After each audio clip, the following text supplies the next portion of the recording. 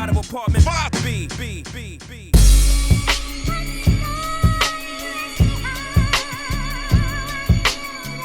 You're now tuned into the Apartment 5B podcast, where we chop it up about hip-hop, R&B, sports, love and life. Hosted by Kill.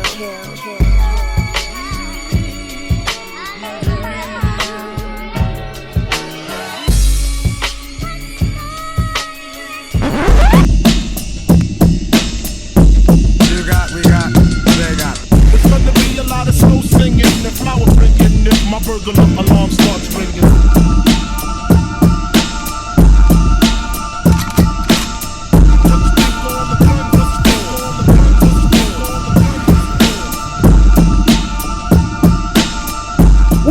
What's good? You are tuned to Apartment 5B, hosted by your man Kill. I got my squad with me. In effect, as always, my brother from Queens, New York.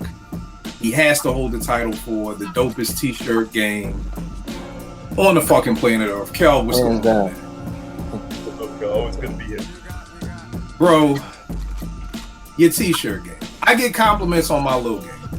Yeah, your low is official. But your t-shirt game, my guy. I mean, I don't want to know the secret to your salmon sauce. I know you can't give away the secret spots. How are you with that right now? You know what I've realized in my old age? I'm giving away spots now. Like, I don't even mind. Like, I had this, I copped these joints right here, and everybody was asking me where I got them from. And I was like, oh, right there and get on down. Like, yo, go cop them. 10 years ago, I would have been like, nigga, the fuck is you talking to? Finally, man.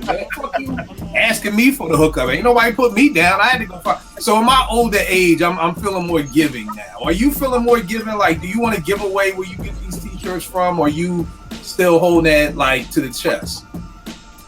I can give a couple of dimes on it. They some of the hip hop websites have t-shirts. They talk about t-shirts. They talk about albums and stuff like that, and they might have like a t-shirt at the bottom of it. So just pay attention to some of the links at the bottom of the pages. OK Player, even Hip Hop DX, they have like some of the t-shirts in there. So. And then I get down a rabbit hole sometimes, and I think from my searches, I just see like t-shirts pop up on my. They like I like shots. So, yeah. All right. And next plateau, real quick, Salt and Pepper. God, I'm getting old. Who else was on Next Plateau? Kid and Play. Yeah. Play on Next Plateau? Yeah, they're on Next Plateau. Yep. Who else? Was Kwame on there? I don't think Kwame. No, Kwame was on Atlantic. Kwame was on Atlantic. Was Herb on there? Yeah, Herbie. I think a lot of the Salt and Pepper stuff. This Herbie Machine compilation was on Next Plateau. Was it like Sweet Tea on the? No, Sweet Tea was on Profile. But a lot of dope stuff. This is very dope. What'd you say? Vanessa and Quest might have been on there. Vanessa and Quest might have been on there. Let's see. We got Vanessa and Quest. Nah, they was on Uptown. Uptown. Oh, that's right. Uptown. Yeah, you're right. Wait, but all that to say, Next Plateau. We say back. Antoinette. Dude, you got that album? Yeah, but bro, I know, baby. Bro, I keep something to say at all times, man. That's a collector's item. Hell yeah, Yo, bro. Ultramag. Oh, yeah, Ultramag. One of my favorite groups ever was on. Yeah.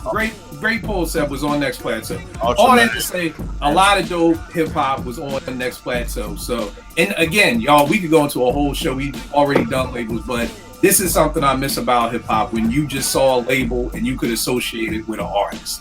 You know what I mean? Like, that was just part of the game back in the day like that.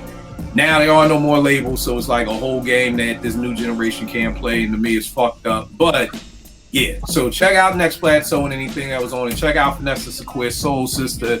The B-side was beautiful, not beautiful, something but deadly. Soft but deadly, which is crazy. Soft but deadly. I never knew this. Said G from Ultramagnetic produced Soft but Deadly, which is crazy because the drums was crazy. And I was listening to it in the gym one day and she said G. I'm like, oh shit. And then I looked at the credits, said G from Ultramagnetic. So all that to say, Kel, salute on the t-shirt game. It's crazy. My brother Vern from ATL, what's going on, good brother? What's going on, good people? Glad to be here. Ready to rock, man. All right. Real, out of Philadelphia. What's going on, fam? What's good, everybody? Glad to be here as What up, always. real? What's good? Okay. My Y'all Brooklyn like Morgan y'all State coach, man? brethren. What happened? Y'all like y'all coach? Nick Nurse? Yeah. I like him better than Doc Rivers. I'll tell you that. Yeah. I can't tell you nothing. I asked people on the timeline the other day because I only really pay attention to Sixers stuff during the year. So I'm asking other people, and everybody's saying he's a good X and O guy, but he runs his players in the hole. So it's kind of like, you know, give and take. But you know, hell, as long as Nut-Ass James ain't there, I'm good next year. We good on that. My Morgan State brethren out of Brooklyn. Veg, what's going on, baby? What up? It's the tribe, y'all. Real live, y'all. I got Hey. a couple shirts. I got that shirt too. Vegas. Oh my God! I got Yo, a I'm shirt. telling you, yo, trying to keep up with Calvin is like, dog. It's like it's a never ending. You can't even do it. Like you think you almost there, and then you just get knocked back to one all over again. Right. And last but definitely not least, my brother Seb. What's going on, fam? Peace. Good, man. I'm glad to be here the second week in a row. No doubt. Y'all know me. Let's jump right into it. Prayerfully, you've been rocking with us. We've been doing the years, starting with 1988. We've been doing a breakdown of years, dopest albums, dopest MCs, producers, and then really being able to sit back and kind of see where certain fads began and certain things ended. We were able to see where Kane kind of stopped being Kane and where the next generation started, where the pro-black stopped and where the 5% kind of came in. So prayerfully you rock with the years. If not, definitely do the history. For people who may not know, you will learn a lot. For people who are our age, you will definitely reminisce on some dope times. Right now, we are on 1995, which is a very dope year. I hit Vay. He said, man, that's my year right there. You know what I mean? So it's a lot of dope music this year. We're going to be chopping up about our top 5 favorite albums. I want to put that out there first because my number one is going to shock a lot of people. So it's just favorites. Not what I think is the GOAT, our favorites. We're going to talk about some slept on albums, who's the dopest MC producer, on and on and on. I'm going to set us off. Top 5 albums in order. I'm starting with number 5, Liquid Swords by the Genius. Number 4, I'm going Group Homes, Living Proof. You know what I mean? I'll dive in a little bit. Liquid Swords, I love Liquid Swords. I'll never forget. I think I was in McKeldin and we heard the title track Liquid Swords. I forgot who was playing it, and it was just like, yo, this is crazy. Then Cold World, and just an amazing album. Just an amazing album right there. Group Home at 889 Vague. I don't know if you were working with us yet, but yo, we used to play that album. We would play the whole album. Like, I don't even think the DJs mixed it. We just put the needle on it and just was like, let it go. You know what I mean? Like, those beats were that crazy. I remember my boss at the time, Ray, when somebody played Living Proof on the radio, I like called him immediately, like phone to the speaker, like, bro, do you hear this? Like, yo, I missed that. Did y'all used to do that shit? Like, call your man and put the phone to the speaker, like, yo, you hear what the fuck is going on? Like, again, I miss those days. But Group Home, Living Proof, a lot of people say it's Primo's best work. It's probably top 3 to me. Number 3, The Infamous by Mobb Deep, and a crazy, amazing album. I'll never forget. We got the advance. We went down to Howard for the night, and my first thought of The Infamous was like, yo, I love this shit, but goddamn, how many people died during the making of this album? Like, everybody's dead. Like, I don't know if anybody's still alive in New York after this, but again, an incredible album, especially coming off Mobb Deep's first album. You know what I mean? Because I won't hit, Juvenile Hell and, from, what was it, Head of Gut, or what was the ones when they had the sickles and hit it from the back? That was it. It was like, yeah. And when they sent the 12-inch, it's funny because this album to me is reminiscent of Jay-Z, and it's funny because, of course, Jay kind of ended, I don't want to say ended Pete, but, that battle. But they were 2 totally different groups. Like, the last time I heard Jay was like, I can't get with that, or I got you open. And then the next time I heard him was on In My Lifetime. And it was just like, yo, it's the same boy. Like, this like a totally different MC. And the last time I heard my beat was probably Peer Pressure. Then they sent the 12-inch of the original Shook ones, not part 2, but the original one to the radio station. We was like, damn, this hard as hell. Like, this ain't like them Peer Pressure dudes no more. Like, this is a whole entirely new group. Number 2, Cuban Links, and number 1 is The Shining by Smith and Wesson. I know it's not probably gonna be most people's number 1. I know for most people it's gonna be Cuban Links and Infamous going back and forth. But yo, The Shining just spoke to me. I love that album, and it's funny because it dropped in January, and it was like the perfect time because that's such a winter album. You know what I mean? You feel like you gotta have a hoodie on and your Timbs and your fatigues, and you know it's a wintertime album. So you know when I'm doing the research, it's like it dropped in January, like makes perfect sense.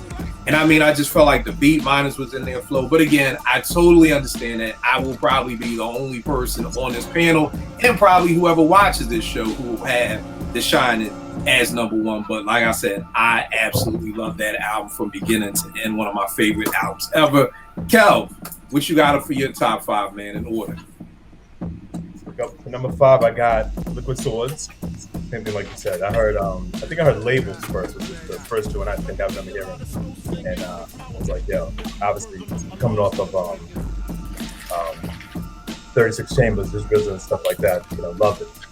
Number 4, I got The Natural, Mike Geronimo. Queen, so I got to have more queens in my top 5. I got The Shining at number 3. I got Only Built for Cuban Links at number 2, and then I got The Infamous at number 1. Yeah, I'm really I'm intrigued to see who wins on that battle, because I feel like it's gonna come down to those two, and who wins out on that. You said The Infamous number 2? The Infamous number 1. Oh, number 1. I was gonna say Queen. Okay, cool. I was about to say I'm kind of shocked, but no, I'm not shocked. For a minute I was shocked, but I'm not. Burn, what's going on, bro? What you got? All right, number 5, I got Infamous. The grit, the grime, the done. You know that it hit hard like that. Number 4, I'm gonna go Lab Cabin, California. Quadside. A departure from Bizarre Ride, but you know you get Dilla. And that sound, it's a more mature sound, and it's a vibe. So I'm going 4 there. Number 3, Kill Rail. I'm doing Do You Want More. Okay. That's my favorite Roots album, because that's really my main introduction to them. And you know, I like a lot of songs off of there. Number 2, I gotta go Goody Mob with Soul Food. And I thought they would be number 1, but I got real objective, and I'm gonna be JR on this one. Number 1 is Brown Sugar, D'Angelo. That was like. But here's the thing: you can keep an R&B list. I'm glad you said that, because I actually didn't even do my R&B. But is that your number 1? I ain't got a whole R&B list. I got one more R&B song. All right, so Brown Sugar trumps everything. Yeah, I mean that I think out of everything on here, that's the one I revisit the most. I mean, you could put that mug on and just play and just let it run. Yeah. That was a force of nature. We never heard nothing like that. I think, Kill, how did you describe D'Angelo? He's a nigga. Yeah. And then again, those are my words. I want to always give props where props are due. Tanya Pendleton was a writer for XXL. In '97, there was a cover. Goody Mob was on one cover and D'Angelo was on the other. She had this piece called Voodoo Child, and that's how she explained him, that he's a nigga's nigga. So I don't want to be, take the credit for that. And I've actually shouted her out on Twitter, and she, responded with, props and everything like that. But definitely that article changed my whole life towards music. Like really doing she did a real deep dive into how he was making voodoo, and it made me say, like, damn, I need to really step up my game. You know what I mean? As far as the way I make music. So, but yeah, Vernon, niggas. I don't think you thought that's where I was going to go. I think you said, I probably thought I said something nice. But because the look on your face, like, yeah, niggas only. No, I remember that's what you said. Yeah. I mean, and he was embraced by heads, because that wasn't your traditional crying McKnight. Oh, I love you. It was Crying McKnight. I like it. I love that. I never thought about that, but yeah, Crying McKnight. I like that, man. I like that. Yeah, I think it was the last show that we were on and we were talking about Brown Sugar. And I was like, I didn't love Brown Sugar the song, but when I heard Shit Damn Motherfucker, my man Cool DJ Frank called me. He's like, yo, get over here. Came to the studio. He's like, yo, listen to this record. This nigga is talking about killing a dude who was sleeping with his girl. And I was like, it's my kind of nigga. This hence a nigga's nigga. Like, it's my kind of R&B dude. This ain't no Boys and Men. Like, you know, Mike would have been like, oh, I know you slept with him, baby. Come on, let me help clean you up. Let me give you a shower, clean you back up, and we will be one again. Like, nah, nigga, we ain't gonna be one again. You just banged old boy. Nah, like, I was like, this is my kind of nigga. Like, have the B and MOP, my kind of nigga part 2. Like, yeah, he gonna kill the boy. So now I feel you. Brown Sugar's a masterful work of art, man. Definitely. Bro, what you got for your top? I already know what your number 1 is. We ain't even got to go with that. We already know how you get that. We already know how you get that. We already know. Everybody knows how Rel gets the fuck down with my so we already know what your number 1 is. Man. Okay. There's no surprise with Rel, so we know it's coming in at number 1. Vague and Seb, I don't know. It could be one or the other, but we know where you lie. So, all right. Number 5 is The Natural, Mike Geronimo, John. 4 is Living Proof. Group Home, like beats on that joint is just crazy, man. Like you run that joint straight through. That's some of Primo's best work. Number 3 is Liquid Swords. I remember hearing the title track and just that beat. I was like, damn, like this shit.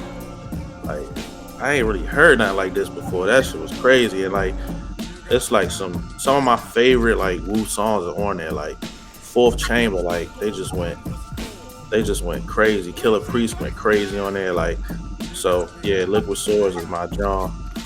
Number 2 is Cuban Links. I feel like the NBA draft. Like we already know. Like after that, you know how it's like, you know, with the down, you're like, oh, number 2 with the Spurs win number 1. Like, yeah, we good. For everybody who's at home sitting on the edge of their seat, we now know. But okay, Cuban Links. Cuban Links, self-explanatory. That's a classic. You know what I mean? Like, I remember when it came out, how much we listened to that. Like, listen to that album. Like that was a masterpiece to me. And number 1 is the infamous. Hey, man.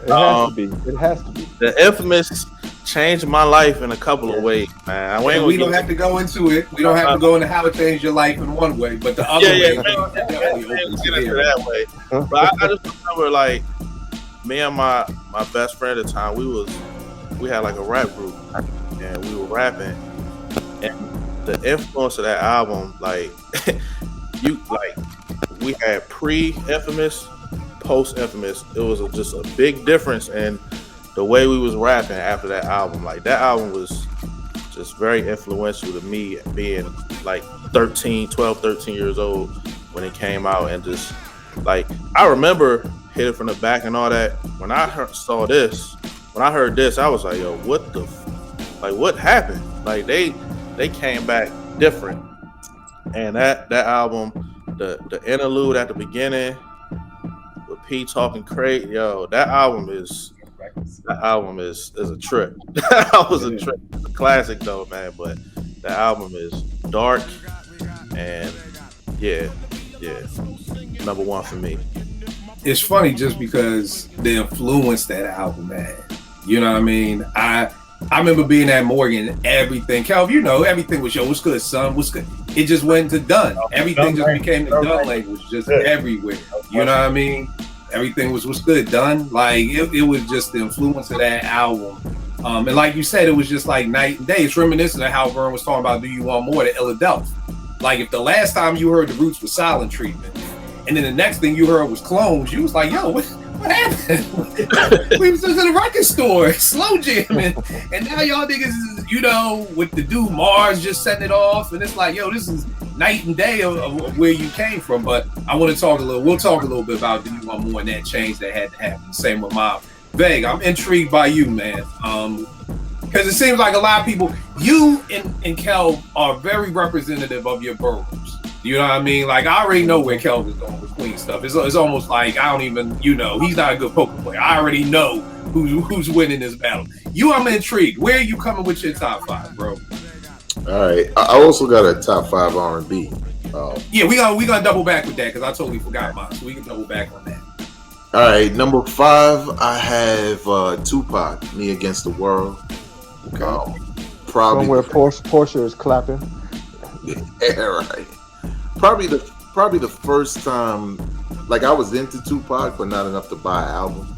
Right. This was the first time I felt like this was like his best work at the time. Like, it's one of those things that we talk about before. Dude getting ready to go to jail, he put out his best work. I mean, everything. He was just on point. As a cohesive album, it's great. Even when I went back to listen to it, I was just more impressed by it. And arguably the best in his catalog. Number 4. I'm sorry, did you say that's like your favorite Pac album, or you feel like that's his best work?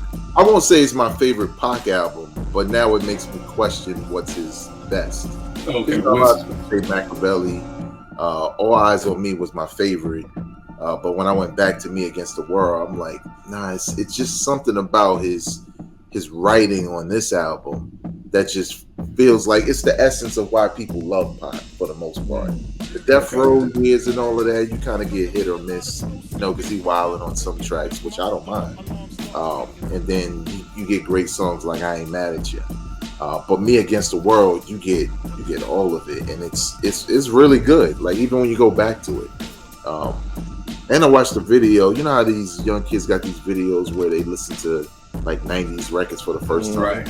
This white dude with his pops, he's just open to music. And I think he played Dear Mama. And his father he knew Tupac, but he knew, the controversy and all that. He heard Dear Mama, he shed a tear.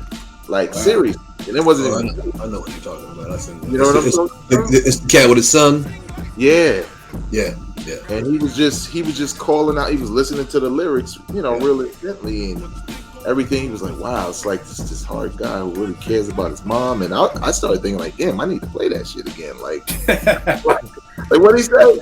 Right. Yo, here's a funny story about Dear Mama.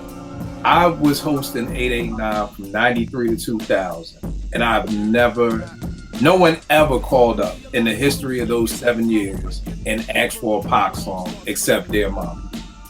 Wow.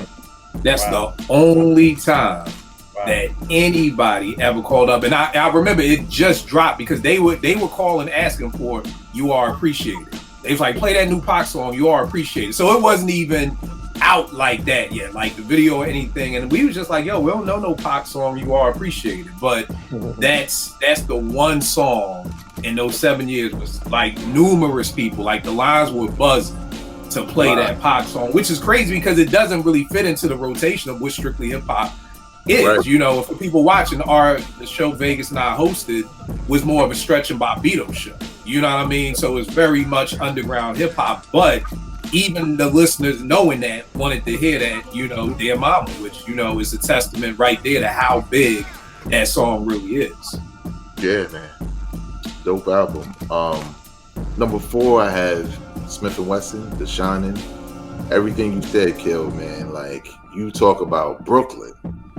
That shit just sounds like Brooklyn in the 90s. It's like bubble coats and Timbs and fatigues. That was around the time because when I was in high school, see, people don't get this sometimes. When I was in high school, especially senior year, I dressed like a pretty boy for the most part because I like to switch my shit up. But when this shit started coming out, I was army fatigues, over one eye. Plus, I was rhyming, so But yeah, man, such a dope album from Boot Camp, man. And Beat Miners were in their bag with this. It's like, like if you have to explain to somebody, I mean, obviously there's numerous examples, like what's boom bap? Well, Exhibit A. Right. And it's funny because when these young kids be like lo-fi hip hop, I'm like, nigga, that ain't nothing but the Beat Miner sound. Like that's literally all this lo-fi and get this SP404, like that's really just what the Beat Miners was doing back in 93 and 94, bro. Like ain't nothing new under the sun. You know, neo soul wasn't nothing but soul. You know, lo-fi ain't nothing but the beat miners. You know what I mean? That SP 1200 sound. You know what I mean? So, but you're right, because in Brian Coleman's Check the Technique, Walt and them talk about how making the Shining, they knew what they were doing now. They were like, Enter the Stage was kind of, we didn't know what we was doing. We was just throwing shit at the wall. But by the time we got to the Shining, like, yeah, we were confident in what we were doing. So you could tell. Number 3, Jizza, Liquid Swords. When I heard Labels, I was sold. I was like, oh, Jizza, he doing shit like this, like the beat. Like you said, when you hear the beat to Liquid Swords, then the shit that was on the album, forget about it. Classic. Number 2, Mobb Deep, Infamous. I was the same way. I always forget, I got the cassette to Juvenile Hell in the garage. I bought it because, you know, I read it in the source and I was like, oh, this is cool. I mean, it's not a good rating, but kind of seems like some shit I would like. And, you know, the source was correct. Wasn't that great. So I was totally shocked by the Infamous. Like, I couldn't believe it was the same dude for the most part. And I think I mentioned it before on your podcast, Kill. This podcast called, actually, I think it was called Infamous. I can't remember, but it was about Prodigy and Sickle Cell. But it's a lot of history about, you know, Prodigy and Mobb Deep in the beginning and all that. And Prodigy talks in it. This was after he died, also. No, it's called The Realness. That's the name of the podcast. And Prodigy said it. He said, you know, we made our attempt with Juvenile Hell because that was kind of the vibe in hip hop. Didn't really work. And then we heard Illmatic. And then we figured out what we were supposed to do with the music. So he was admitting, you know, that Nas had a heavy influence on them switching their style and, more importantly, their approach to the music. And that's why you get, you know, the rhyming style you get on Shook Ones and all of that. Which is crazy for him to be beefing after admitting that, you know. But it's funny because when you talked about the genius in hearing Labels, you and Kelv saying Labels, it's funny because just in having this conversation, we're seeing a lot of groups that were different than when they first came out. You know, we talked about the Roots, we talked about Mobb Deep, we touched on Jay-Z, and I think you think about Jizza, you know what I mean, when he was the genius, you know what I mean? If the last time you heard the genius was Come Do Me, and then the next time you hear him is on Protect Your Neck, you're like, yo, what the fuck? Like, I don't think I really, and this is why I love doing these shows, because I never put all those things together. Like, damn, there was a lot of people who was kind of like you having those what the fuck moments, like, yo, this ain't you, like that Spider-Man gift where it's like pointing at each other, like, this ain't you, like, this isn't the genius to Come Do Me to now this. And, you know, like you said with P, like, we were doing this because it's what the industry kind of wanted versus, you know, who we really were. And again, those were the things that always kind of made me question things. Like, you know, it made me question Mobb Deep's, you know, being authentic, because it's like, but y'all was just hitting from the back. Now, was that the industry, or was that, like, who's really who? Like, what's the joint? Will the real Solo please stand up? You know what I mean? Like, who's the real Mobb Deep? Was it the label? Because, you know, anytime something go wrong with an artist, who we blaming? The label. You know what I mean? It could have been you all day long, and the label was like, don't do this, don't do this, don't do this. Shit falls flat. The label, they did it, not us. It was us, they did it. So it had me a lot of times kind of thinking like, okay, who is the real, you know, the real person in this scenario or whatever. Like, even with Jay-Z, I'm like, how you go from, you know, Can I Get Giggity Open to you fucking selling keys and now you up and down 95? Like, which one are you? You know, so again, it's just funny. But again, that's why I love doing these shows, because I never put all that stuff together like that. But the more we name people, I'm like, wait a second, the Genius wasn't like that. You know what I mean? And Mobb Deep wasn't like that. And the Roots wasn't like that. Like, damn, you know what I mean? But again, the industry is changing, and you had to kind of keep up with those changes. You know what I mean? Because when mine first came out, they were like little kids, right? So they were probably trying to keep up with the youngsters. And like ABC. Yeah. And plus the style of rapping that they came out with, it was really like early 90s, right? It was real like high energy. You know what I'm saying? Especially on the East Coast. But another name who didn't drop in '95, and I guess at the end of the day, when you start naming all these names, it's a credit to Nas. But Biggie was the same way, right? Biggie was straight up yelling for the most part, and then all of a sudden, Puff told him to, maybe relax on this one, and he kind of went from there. Because you listen to Party and Bullshit, and then you listen to Big Papa, and it's like two totally different MCs. Right. You know what I mean? Even, and again, just talking about the youngsters, keeping in mind, this is a little something for the youngsters. And then the next time you hear these niggas, they got bald heads talking about Cruise Pop in Jersey. Like, right, you know what I mean? You know what I mean? So many people were just changing up their style because it was just like, all right, But I think the youngsters, they are like the hip hop chameleons. They change like every album. Like, at least with most people, like Mobb Deep changed and they stayed that way. Like Mobb Deep, I mean, the youngsters, they had high top fades, then they had bald heads, then they had dark fades. They was from Jersey, they was from Philly, then they was back to Philly. Then they had songs with Mobb Deep, so it's kind of Queensbridge. These dudes, with every album, it was like, who are we gonna get this go rap? I didn't know who we gonna get. Seb, who's your top 5, good brother? Wait, hold up, I had one more. You didn't do your one. Yeah, you still gotta do your one. I didn't do your number 1. I'm sorry. I mean, I know what it is. Right, we know what it is. Purple Tape. I mean, that was the soundtrack to my summer. I played that album to death. Again, another surprise, because I wasn't the biggest fan of Ghostface on 36 Chambers. Like, I think I liked one verse from him for the most part. Yeah, I don't think too many people did. I remember when I heard that Ray was doing it kind of with Ghost, I was like, why? Like, why are you giving him some shine? Again, a huge mistake on my fault, Ghost. My bad. But we keeping it a buck. I don't know anybody who was too excited. Like, oh, Ray and Ghost. Oh, this is gonna be crazy. Like, no, not at all. But it turned out to be what it was, man. And to this day, you press play, you hear that intro, Striving for Perfection. It comes back full circle. So yeah, that's my favorite album for sure. It's funny, what I love about the Wu-Tang show is kind of just how Devon was like, yo, we got to give Ghost a deal off of Cuban Links. Like, he rapped his ass off so much that we got to give him a deal. And it was like, those were those dope days where it's like, yo, like, we gave you a shot, you took the rock, you did what you, like, yo, son, we at the ABCD camp, you gotta put it down, you want to get the dude, but North Carolina, you gotta put in this work right now. Like, Ghost did that. He put in that work and took us from non-believers to definitely being believers. Like, again, I don't know nobody who's excited about Nas working with Hit Boy. Nobody. I remember it being crickets.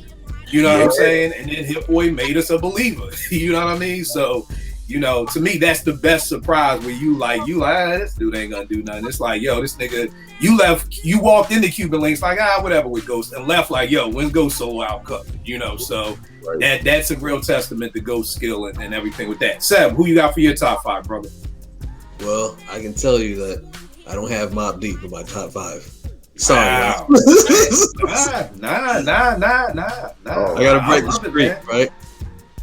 Ralph's gonna feel some kind of way, but I mean, the rest of us, I think, are cool on it. I'm gonna stop fucking with you, Ralph. It's just the funniest story. Like, literally, I've been next month I'll be podcasting for 10 years, and I think that is the funniest story that has ever come across live from the writer's bench, the corner radio, or apartment 5B. So that's why I just gotta keep fucking with you, bro, because it's literally one of the funniest stories ever. Seb, who you got, good brother? All right, so number 5 is Old Dirty. I couldn't get enough of the RZA production. No. Right? And, I mean, Dirty ain't impressive lyrically. I don't think anybody ever thought of Dirty as like a lyricist. You know what I mean? It's all for show. It's all just, charisma and persona and just, clowning. And there's a place for it, but I was fucking with those beats though. The RZA beats, I couldn't get enough. And they had some decent features on there as well. So I can't lie, man. I played that shit out. But I almost tuned Old Dirty out in my mind. It was like, okay, that's like the background shit. But I'm just listening to the beats. Kind of like Groove Home. Exactly. I am the only person who did not mind Little Dap. I liked Dap. I'm That's like your literally cousin, the man. only person who like that, man. And that's actually, it's funny you bring that up because I don't have Group Home in my top 5 either, and it's because I couldn't get past Dab and Malachi. I couldn't get past it. No, I couldn't get past it, and it wasn't bad or anything, but not enough to be on my top 5. I mean, production, is Preem, so it is what it is. But yeah, all right, so that's 5. Number 4 is Onyx. All We Got Is Us. Right, and I was really in my grimy bag at that point. Matter of fact, Calvin's hilarious. If you say anything Queens, like yes, Queens. and I was living in Queens at the time too. So that plays a huge part in it too. Yeah, I didn't like every track. I skipped a lot of tracks, but the shit that I listened to. Is Live on that album? Huh? Is Live on that album? Shit. Bring all the live. It's got that eerie bass line. I know. I mean, that whole album was heavy on like eerie bass lines. I don't know. So it might be. Yeah, it might be. Off the head, I don't really remember the titles. The Queens mayor's looking it up right now. The mayor's looking it up. It's on there. See, I already knew what Cal was doing. The mayor was he got you, bro. He got you. If you That's said, one of my all-time favorite hip-hop bass lines. Yeah. That album in terms of bass lines, I mean, that shit was just like, ugh. That's that Screwface shit. Yeah. That's some felony bass lines, man. Yeah. But of course, the Final Days was the Last Days. The Last Days, yeah. That was the standout from that joint. Let me see. 3, Smith and Wesson. I think that's across the board so far, right? Yeah, and again, following the same pattern, just some grimy shit, right? And then 2 and 1 aren't really big surprises because we've all said the same shit, and I can't really. I don't know if it's really 2 and 1, but 2 is Jizza, right? Liquid Swords, obviously, and then 1 is the Purple Tape. And it just, all that shit is grimy. Like the top 5 is all just grimy shit, but that was just my vibe at that point. Just Timbs and and just that life. So everything that was just grimy, that was all me. And I just remember this one scene.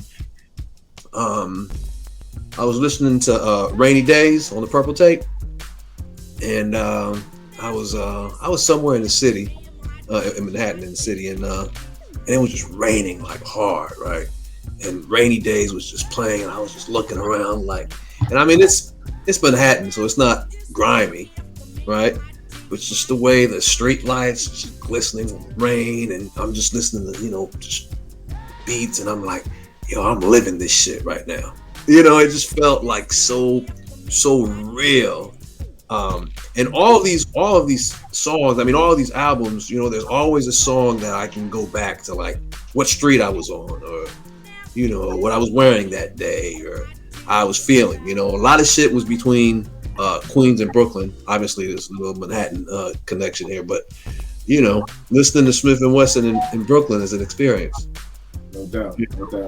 So, all right, no doubt. On the R&B tip, number 5, I got Miss Thing by Monica out the ATL. To me, dope album. I love the production, man. I loved a lot of hip hop, a lot of R&B hip hop around that time. I loved the drum programming, like on like Before You Walk Out of My Life, the echoing horns. Dallas Austin was just killing it, like this and like that with Malik, and Why I Love You So Much. Even her remake of the SOS Band's Tell Me If You Still Care was crazy. Number 4, I got the show, the after party, the hotel, Jodeci. I know a lot of people have that, really hold that high esteem. I like the album. I didn't love the album, but I fucked with it.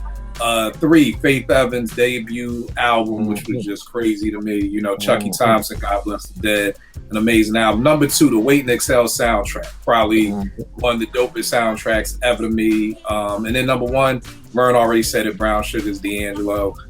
Definitely made me really tap into R&B music. Before then, R&B music was just for my slow jam tapes, just for getting some. Like that literally is probably the only time I listened to R&B was making a slow jam tape. But other than that, that Brown Sugar really made me start paying attention to a lot of stuff. And I think if Brown Sugar didn't come out, I probably wouldn't have liked albums like Aquemini as much as I do, because it's so musical, and I think D'Angelo kind of got me out of just regular my boom bap bag, because I could see me being, real bougie, like all these porn playing, and I want to hear that shit, I want to hear some, so I think D really kind of opened my ears up for music that was to come at times like that. Veg, I know you had R&B jokes. So y'all know me and Kill have the exact same birthday. Yeah. We have the exact same fucking list. Wow, that's crazy. All right, so number 5, Waiting to Hell, Exhale soundtrack. You ain't lying, man. Nothing but bangers on that joint. Yeah. Monica, Miss Thing. Again, the production. I loved her singing. Right, it was just so pure. Number 3, Faith Evans. I'm a big Mary fan, just like JR. So at first I was like, hey, what you doing? Right. Because it was almost like I need a new Mary. Like, Mary's at Uptown. I need my own Mary. So right, like what you doing? But then once I heard the album, I was like, oh, nah, this is some shit. Number 2, Jodeci, The Show. It's my favorite Jodeci album. And Jodeci is my favorite R&B group from the 90s. They were actually niggas type of nigga before the end. Probably why they were my favorite group, because I agree. As soon as he said, yo, so you having my baby, I was like, oh, this nigga is fucking. This nigga is getting good. He is shooting up the club. This dude is shooting up the club. And like, okay. And like around that time, 91, a couple of shorties in my high school was getting pregnant. It was like, okay. Like, all right. But I liked it because it wasn't like you having my baby and it ain't mine. It was like, yo, you having my baby and I'm going to be here and take care of it. Like, I'm going to hold it down. So. Right. Yeah, for me, it was just, the way they dress along with what they were saying. And, Puff had the vision for some of that stuff, especially the remixes. And number 1, D'Angelo, Brown Sugar. The first time, I was a freshman at Morgan. I saw the video for Brown Sugar first. That's how I heard the song. When I saw the video, I was like, I thought it was a rapper at first. You know how you come on that and shit. Mm-hmm. Then he started like the keyboards. I'm like, this nigga rap and play the keyboards. He said he about to rap and play the keyboard. Right. I want to see this. This is new. But yeah, then when he started singing, I was like, man, this shit kind of hot. Bought the CD at the old Northwood Shopping Center. Yeah. Remember the record store that was there? Yeah, we sell them long incense, them long big incense. Yeah, that everyone had. Yeah. With the astrology black and white, black light poster. But yeah, man, like you said, it was just the music. Obviously, the music was great, but it was the lyrics that you just weren't accustomed to at that time, and it related to hip hop, but it wasn't like that cheesy crossover trying to be a rapper or anything. He was just naturally him, and it appealed to me. And like the Cruising remake, dope. Not to mention that nice low piece. He had the nice USA low piece on in the Cruising video too. Oh, right. But that even stood out to me even more. I was like, oh, and he rocks low. This is my kind of a nigga's kind of nigga. This is she hit the nail on the head with that. Yeah, but that was my top 5. All right, so no doubt. Kill, I put my 5 together, and they're exactly the same as you and Vade. Hey, great minds think alike, good brother. Yeah. All right, cool. I got a Jodeci story. All right. I didn't do a top 5 R&B because I was too grimy at that time. All the R&B shit I was listening wasn't anything that really came out in '95. It was just like Stevie and Donnie and shit like that, right? But for '95 though, it definitely was Jodeci, and what's funny is before before I moved to New York, I was working at this CD store. It was like it was a CD listening bar. Like you can just listen to CDs, sit at the bar, listen, test out the CD, and if you don't like it, you can put it back, and right. And they had about like 7 employees there, and everybody there listened to punk rock, right? All the employees listened to punk rock, right? And as employees, we all took turns, in the store playing whatever we wanted, right?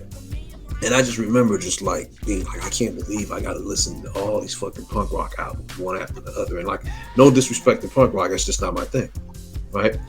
And I always used to diffuse the punk rock vibe that the 6 previous employees had fucking flooded the store with. My go-to was Jodeci. I was like, how can I cleanse the air with some shit that is not punk rock at all, right? Like the opposite of punk rock. Don't get me wrong. I like Jodeci anyway, but I was like, my fuck everybody in the store. I'm listening to Jodeci. Everybody else has to listen to Jodeci. And I remember them being pissed off. Like, do we really have to listen to this? And I'm like, I've been listening to fucking 6 employees worth of punk rock, and you're asking me? You got an issue with me playing Jodeci? Just one fucking R&B album out of all this shit? And they always just gave me shit just for that. I was like, we listening to the whole thing. I got to put up with everybody else's shit. We're listening to Jodeci. So anyways, it's just a funny Jodeci story for me. All right, no doubt. Let's go on to Slept On joints. For Slept On, it was mentioned, I got Mike Geronimo, The Natural Man. I love this album. You know what I mean? Production, Mark the Spark, Beat Miners, Buck Wild. I mean, Master IC, Shit Is Real. I mean, there's some definite bangers on there. Also had Coast to Coast, the Alcoholics, man. One of my favorite hip hop groups. Love them. And I gotta shout out Das Effect's 3rd album, Hold It Down, No Diggity, Real Hip Hop. I always say this joint would have been a 5 mic classic if they just shaved about 42 songs off of it. Because I swear it was about 85 songs on this album. If they could have just cut it down to 12, I think we would have had the 5 mic classic. Those are my Slept On. Kelv, you got any Slept On? Oh, Kelv had a dip for a minute. Vern, any Slept On hip hop? I'm gonna go Sitting on Chrome, Master Ace. Nice. And then I gotta give 40 Water some love on E40 in a major way. Vern, you weren't here last week. Can you guess who I was playing going to work one day last week? No, quick. E40. Wow. What happened? I don't know if y'all watch the show Blind Spotting, but it's casted, it's shot in Oakland, and like mute Oakland hip hop is almost like a character in the movie, like in the show. Like they embody Oakland hip hop so much in that show. I'm like Shazamming songs. It's like too short. I'm like, oh shit, that's too short. That's E40. Like I have been banging this song by E40 all week. I cannot get it out of my head. So it's funny that you brought up E40. What song is it? What is it? I don't want to go back to slanging. I hope I don't go back to slanging. To get bro. I knew you were gonna say that. Yeah. I cannot stop singing that song, bro. My head is. I can't believe I'm driving to work to some of the most dangerous neighborhoods playing E40 and singing. Do I have to go back to slinging Yayo to get my mail, yo? Like, great show, Blind Spotting. Kelv, you had any Slept On hip hop that year? I do. I got actually I got 2 that are big names, but I think their time period is more mid 80s. So I got KRS One album. Rappers Are in Danger, MC's Act Like They Don't Know. I think people forgot about that. Then G-Rap, 456, Fast Life. You know what I'm saying? Not exactly. So I think those 2 people don't talk about enough because obviously their heyday is more 88, 89, 86, stuff like that. So those are my 2. I was expecting the Queen's MC. That was dope.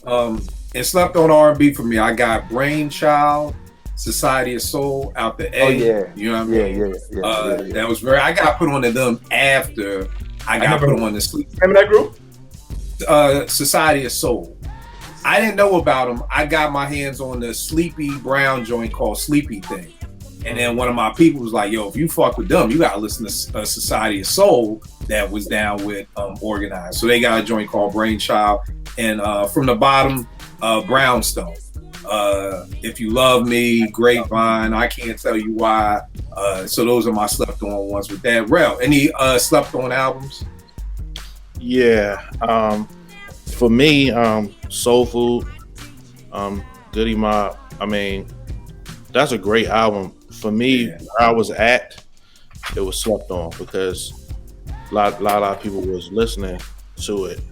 You know what I'm saying? Where I was at. But I loved it. That song, Goodie Bag, that's like my favorite song on there. They went crazy on that John. Sitting on Chrome is another one of the Master H Johns. Kind of like a totally different sound than his other albums. You know what I'm saying? What I have? Do or Die. Do you wanna ride? Got that. And I got Mr. Smith. Album. A bounce back. Yeah, a bounce back for L from on the previous album, which he's done several in his career. So. Bro, quick question. You're talking about Do or Die AZ. Vern, you're talking about another. No, I know. I thought about that after you see, I was like, I don't think that's the one he's talking about. Poe Pimp. Do or Die. I'm talking about the AZ John. I do like that song though. The Poe Pimp John with Twisted. Yeah, I'm talking about AZ Speaking John. of that AZ joint, I don't know if people ever heard it. People watching, you never heard the original Your World Don't Stop. Find it on YouTube. Spunk Bigger did the original. I hated the joint that was on the album, but the original Your World Don't Stop was crazy. Probably couldn't get on it for sample clearance or whatever, but YouTube that, because that shit was a banger. Vague, any slept on joints? Yeah, I got a Goody Mob, Soul Food. For the same reason, I think at that time, at least mid '90s, was like a resurgence for hip hop, boom bap in particular, on the East Coast. So I mean, you saw the top five. It was really difficult not to pick a bunch of New York cats because there was a resurgence of just all this classic material. But Goody Mob was definitely slept on because that was a great album. Fat Joe, Jealous One's Envy. Somebody gave me the cassette at a Morgan party. And like a record label promo or just some random? Somebody was in the crowd while we were all dancing and was like, "Hey," and I was like, "Oh," I almost just threw the shit to the side before we left. Like, I didn't buy it, so what the fuck I want it for? But when I took it home, I was like, oh, because I didn't like Fat Joe that much. Like Fat Joe the Gangsta, I didn't really care for him because all he did was curse. But when I heard this, I was like, yo, this shit is hot. Like, really dope. And I don't think he get a lot of credit for that album in particular. Like, I know Pun did a lot of the writing. He had a lot to do with it. Whoa. Pun? Oh, you didn't know that? Oh, I didn't know that either. Because here's the thing. I was going to say, I've had this discussion because we never really did a show on it because I didn't think it would be a long enough topic. But it was almost like, or did we do a show? I can't remember. We've done so many shows.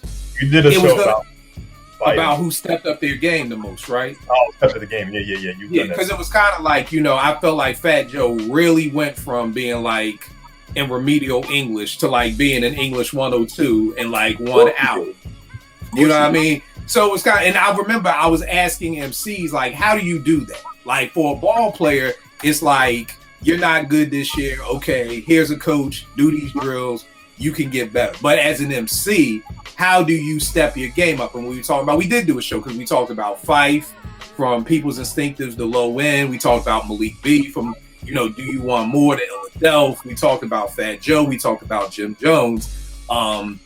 And for Jim, it was like a lot of people were telling me Max B was writing his shit or he had ghostwriters or whatever. But I didn't know that Pun was writing. Is this a fact or is this just like your assumptions or? Nah, man, it's another like Gilly situation. Okay. I mean, look at Fat Joe the Gangster, right? I didn't like him because it seemed like all he did was threaten your ass and curse. Like, he really had no bars. Then all of a sudden, obviously he doesn't rhyme like Pun on there, but that doesn't mean that Pun can't write differently from the way he rhymes. I mean, I'm not saying Fat Joe didn't write anything, but I know by that time Pun was in the picture, and he's on the cover. He's in the back, and he was a heavy influence on Fat Joe, you know. And I know he supposedly did some ghostwriting, but nevertheless, I gave the credit. I mean, to Fat Joe because I thought it was a dope album, and I was glad homie put it in my hand because I would have never heard it. Right. The only other one I have is Onyx. All We Got Is Us. I think a lot of people looked at them as, you know, that bald head shit is over. You know, why would we care about a second album? They had some heat on there, and y'all know I'm from New York. Walk in New York was my shit. This is the way we walk. I think I heard that on probably an SNS tape because it's so embedded in my mind. This is how we walk in New York. This is the way we walk uptown. Like, it's embedded in my head from this SNS tape, but this is how we walk in New York. It's hard. Yeah, the last days and all that. The first song on that mixtape. What's that?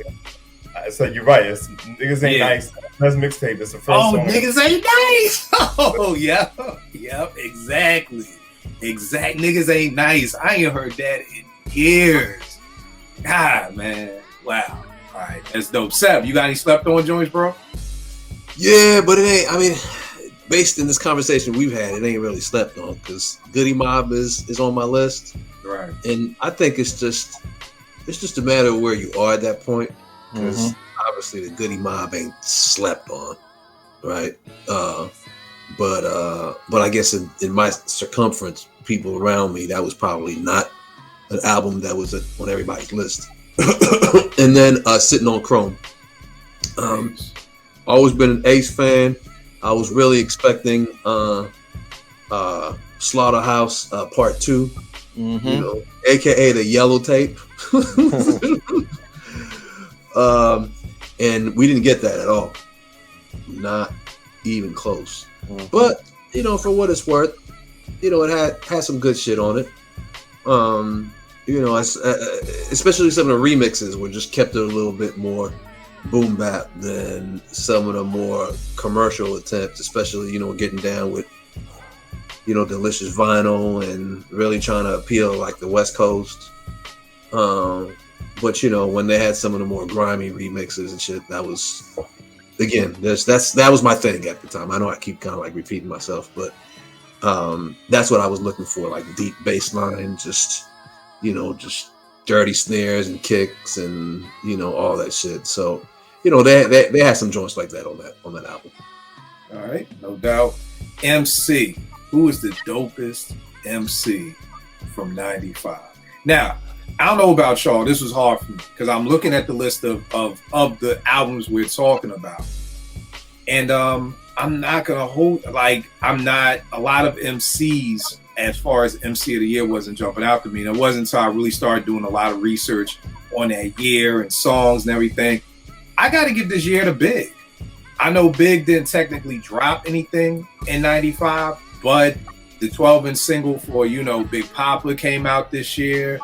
Everything he did with Junior Mafia, like, it was like a flood. It's like how JR talks about a lot of times, and I guess I'm being a Jodeci nigga this go round in terms of just like, he's not this year, but Big year was '95 almost. Like, this is, and we'll talk about, this is the Source Awards. You know, this is the infamous Source Awards '95. So I have to give it to Big. I mean, just off the 12 inches, Junior Mafia's Conspiracy, the Get Money, the Players Anthem, the Players Anthem remix, the Get Money remix. Like, Big was just all over '95. I mean, Who Shot Ya? I mean, there's so many big songs that Big was, no pun intended, that he was on, that I still felt like he was the MC of this year. Am I slept on MC for this year? I'm gonna go back to Mike Geronimo out of Queens, man. I just really felt, and I always say this, maybe just for 8 minutes out the entire year, you know, Mike was right there with Nas. And I don't mean lyrically. I'm not saying lyrically he was there with Nas, but I'm just saying for a millisecond, like 8 minutes, you know, Mike Geronimo's name next to Nas didn't sound as crazy as it sounds right now. Like, there was a time, I'll never forget, me and my man White would be on the train coming into DC, and I'll never forget, we got into this huge discussion, who was better, Kobe or Tracy McGrady? You know, and there was a time when that was a legitimate argument. Now, looking back years later, it's like, Kobe or Tracy McGrady? Like, come on. Like, there was a time and place where that was a legitimate argument. There was a legitimate argument. Who's better, CP3 or Deron Williams? That was a legit argument at a point in time. Now, of course, looking back now, it's like Deron Williams. So at a time and point, Mike's name could be right next to Nas, and it not be this, oh, come on, you bugging type thing. And even again, just 8 minutes. I ain't saying he had a year. I ain't even saying he had a week. But for a minute in time, Mike Geronimo, I felt his name, especially being in Queens, you know, saying it next to Nas didn't sound as crazy as it sounds right now. Kel, MC of the year, and you slept on MC. You got me sway a little bit with Big. I didn't even think about it from that aspect, but I got Prodigy as my MC, and I'm kind of using it as far as I'm looking at Hell on Earth that's kind of probably done in '95 more so, like lyrics, like songs, and it's just obviously the infamous Back at You, same thing, came out in like '95 with the Sunset Park. That remix, man. Good God, that remix. That's crazy. That remix. Crazy. That is crazy. Yo, did that AIDS soundtrack come out in '95? Oh, America Died Slowly? Yeah, was that '95? You talking about Street Life? Because if that came out in '95, yo, his verse on Street Life is just fucking despicable, man. Yo, let me look that. MOBB, ACDC, MOB burn something. Queens get with me. Queens is you with me. Turn around, kid trying to stick me. I back down with the 50-50. Had to be the thug in me. The tunnel banger, come and get me the first 500 bitches. Oh my God. I remember hearing that at 89, just being like, yo, this nigga P is an alien. This nigga ain't even human. It came out in '96. All right, 96. All right. God, yo. 96P. But '96, he was a bad. 96 is definitely Prodigy. 96P is a problem. Yeah, 96. Yeah. All right, so you got P. Who you slept on? I'm co-signing you with Mike Geronimo. Mike Geronimo was my slept on MC. We gonna have to get you out of Queens, bro. We gotta yo, Vern, it's almost like Porsche with Pete Rock. Like, yeah. Like we got to ban you Blue, from Queens. Pete Rock, Blue, and Tupac. Right, like we got to ban you from Queens, man. We got to be like, okay, Kel, we know Queens. Same thing with Rel. You can't even mention P. I already know who your number one is, so we don't even gotta mention Rel. But we gotta get you out of Queens, man. Like Calvin like Mr. Cheeks. That nigga ain't even come out. It don't matter. He's from Queens, nigga. He's from Queens. I got cheeks. All right, Mike Robbins. All right, that's dope. Vern, who you got slept on? I mean, your MC of the year slept on. It's tough. I think I've been convinced that I'm gonna go Prodigy as well. On MC of the year. Slept on. Ah man. I'm about to pull a Kel, and I'm gonna go CeeLo Green. Just good. I got a rep for the A. That's what's up. It's a good pull. Not bad. That's a good pull. It's funny because I never hear CeeLo's name come up in any MC conversations.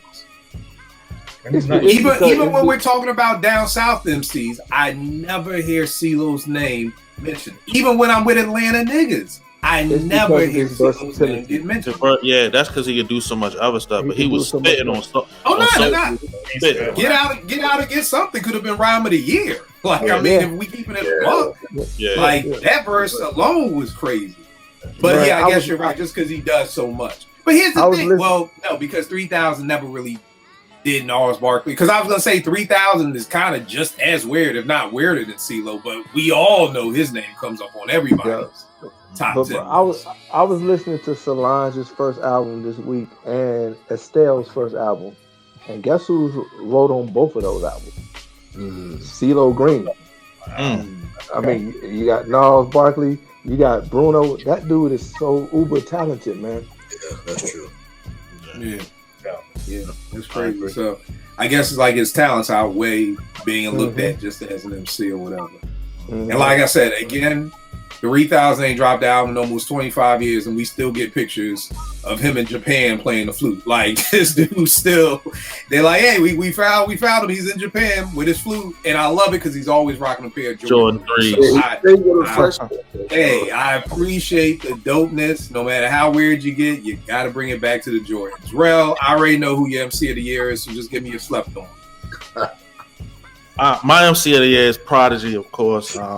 We already knew that. That's why we said you could just give us the slept on. We know. I'm saying I was about to be a Jodeci nigga, but I'm gonna stick to the script because really '96 is when he really. But looking at this, he had the feature on what's L's on I Shot Ya, where he killed that. You know what I'm saying? So he, I'm gonna go with P. Slept on. I'm going with the Jizza. I think I like Liquid Swords. I mean, I like Cuban Link more than I like Liquid Swords. But as a lyricist, with his body of work on that album was impeccable. You know what I'm saying? He put together a strong body of work throughout that whole album. That it gets talked about, but not enough. You know what I mean? I think he really did his thing. Come on over to my timeline because it gets talked about every single damn day. What's better, Liquid Swords or the Purple? Yeah. Talking about like that. I'm sick of shit like that. I'm just talking about come on over to my timeline. I say it every day. His lyrics and the topics that he touched on and all that. It was very good album. He did a great job lyrically on that album. So I'm gonna go with Jizza as my slept on MC of the year. All right, Veg, who you got? So I'm gonna do something similar to what you did, Kill, because I debated for a minute. I know I'm from Brooklyn, but it's not big. I'm gonna go with Nas. Eye for an Eye, Verbal Intercourse. There was a couple of joints he was sidelined doing, and he was improved. He was better. When I heard his verse for Eye for an Eye, which I believe got Verbal Intercourse got verse of the month. But when I heard the Eye for an Eye verse, I was like, oh, this nigga's better than he was on Illmatic. Like, clearly better. You know what I'm saying? Best verse on there. When that dude said tailor-made ostrich Chanel for my women friend, like that's something that your uncle would say. Like, yo, Kill, this my woman friend right here. Like, and it's like, damn, your woman friend. That ain't my girl, it ain't my wife, it's my woman. Yeah, Nas blacked out on that. Yeah, he really blacked out, and in a lot of ways, he put himself lyrically ahead of a lot of the cats, who I thought was crazy dope, but his shit was just next level to me. And that's no bias for anybody watching. My history with Illmatic, I wasn't as excited as y'all because I was like, it's the nigga from downstairs. But that verse was like, oh nah, like he's different. My slept on is Jizza, because I feel like a lot of especially on the East Coast side, a lot of the rappers that were coming out, putting out this classic material, these dope verses, the subject matter was all the same, right? It was all the Prime, Mafioso, Dun, Blocks. Jizza was everything. Like, you know what I'm saying? He was just a pure lyricist. He was displaying skill from somebody, like you said, who we just didn't anticipate that at all. And his album was just surprisingly dope to me, to be honest, as a body of work. And I think in a lot of ways, there's some people who wouldn't look at him as slept on, obviously, because he's in my top 5. But I don't feel like at that time you compared him to a Nas and a Big and a Mobb Deep, people like that. You kind of just set them in the woo and say, yo, him or Dak. That's kind of where good. So yeah, those are mine though. All right, Seb, who was your MC of the year and the slept on? MC of the year is Jizza. Sorry, y'all. It's just it is what it is. I know we're kind of going around in circles with a lot of the same names, but the Jizza is just undeniable. Just to me, like lyrically top notch. So many different layers to what he's saying. It's definitely one of those joints where you might want to rewind and listen back. Like, oh shit, he actually said that. Like, You know, and again, I don't know if you consider the Jizz slept on in some circles, possibly. You know, but somebody else, I guess more slept on at that time, just on the strength of one verse, is Killah Priest off Fourth Chamber. Yeah. That verse, Crazy. yeah. Crazy. I judge wisely as that nothing never surprised me. Lounging between two pillars of ivory. Yo, he killed that. He killed that. Yeah. And then he did Bible at the end of the joint. And he did that. That's right. He did Bible. So that's two joints right there. Yeah. So Killah Priest, I mean, that shit really, really stood out. Because you know, that's one of those verses from Fourth Chamber, like you just can't get it out your mind. Once you listen to it, you know, it just stays stuck. Even to this day, you know, it's like it's there. You know, it's prominent. So yeah, Killah Priest. All right, that's what's up. Yeah, I forgot one of we say back. I totally agree. I almost put Killah Priest down, man, because that's just, I don't know, connected with me on a certain level. Mm-hmm. But now that they rap about forests, you can continue. I had slept on one of my slept on albums, and it was actually an EP, and a lot of people never heard this cat. Scars and Pain by Gemini the Gifted. We played this song at 889 called Brooklyn Kids so much. Gemini the Gifted one. Google it, YouTube it. It was a hard ass track called Brooklyn Kids. You remember that, Vay? Yeah, I do. I forgot about it though. Yeah, and he had a joint called Funk Soul Sensation. That was the video he had out. But the B-side was Brooklyn Kids, which was crazy. So definitely check that out. Producer. I got Producer of the Year going to RZA for doing Cuban Links, Liquid Swords, and Return to 36. Slept on. I got the Beat Miners for what they did for the Shining. Not to mention, I want to say 95, if I'm not mistaken, we're still dealing with some of the remixes to I Got You Open and Buck 'Em Down too. So I'm going with the B minus for them. Kelv, I don't think there are any MCs out of Queens that you can pull on. You can't pull on Marley here. You can't go Havoc. And I got a feeling from. We're gonna go Q-Tip. Are we gonna have it? Nah, I was nope, not even Tip. I got one Queens producer. I got three. I know. Who? I got producer of the year. I got RZA. So he's undeniable to me. The producer of the year. My slept on producers, Buck Wild. Fast Life, Cool G Rap. He did Mass Life.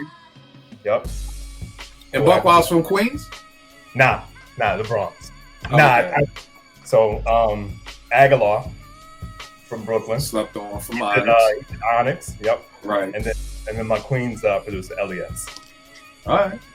He did Sugar Hill for AZ, and he did MB Fat Joe. So I got one Queens producer. So. All right, no doubt. Vern, who you got, brother? Hands down, RZA, producer of the year. I mean, that's 3 quality bodies of work. And slept on, I gotta go with Organized Noise, Rico Wade, Sleepy Brown, and Ray Murray for that soul food.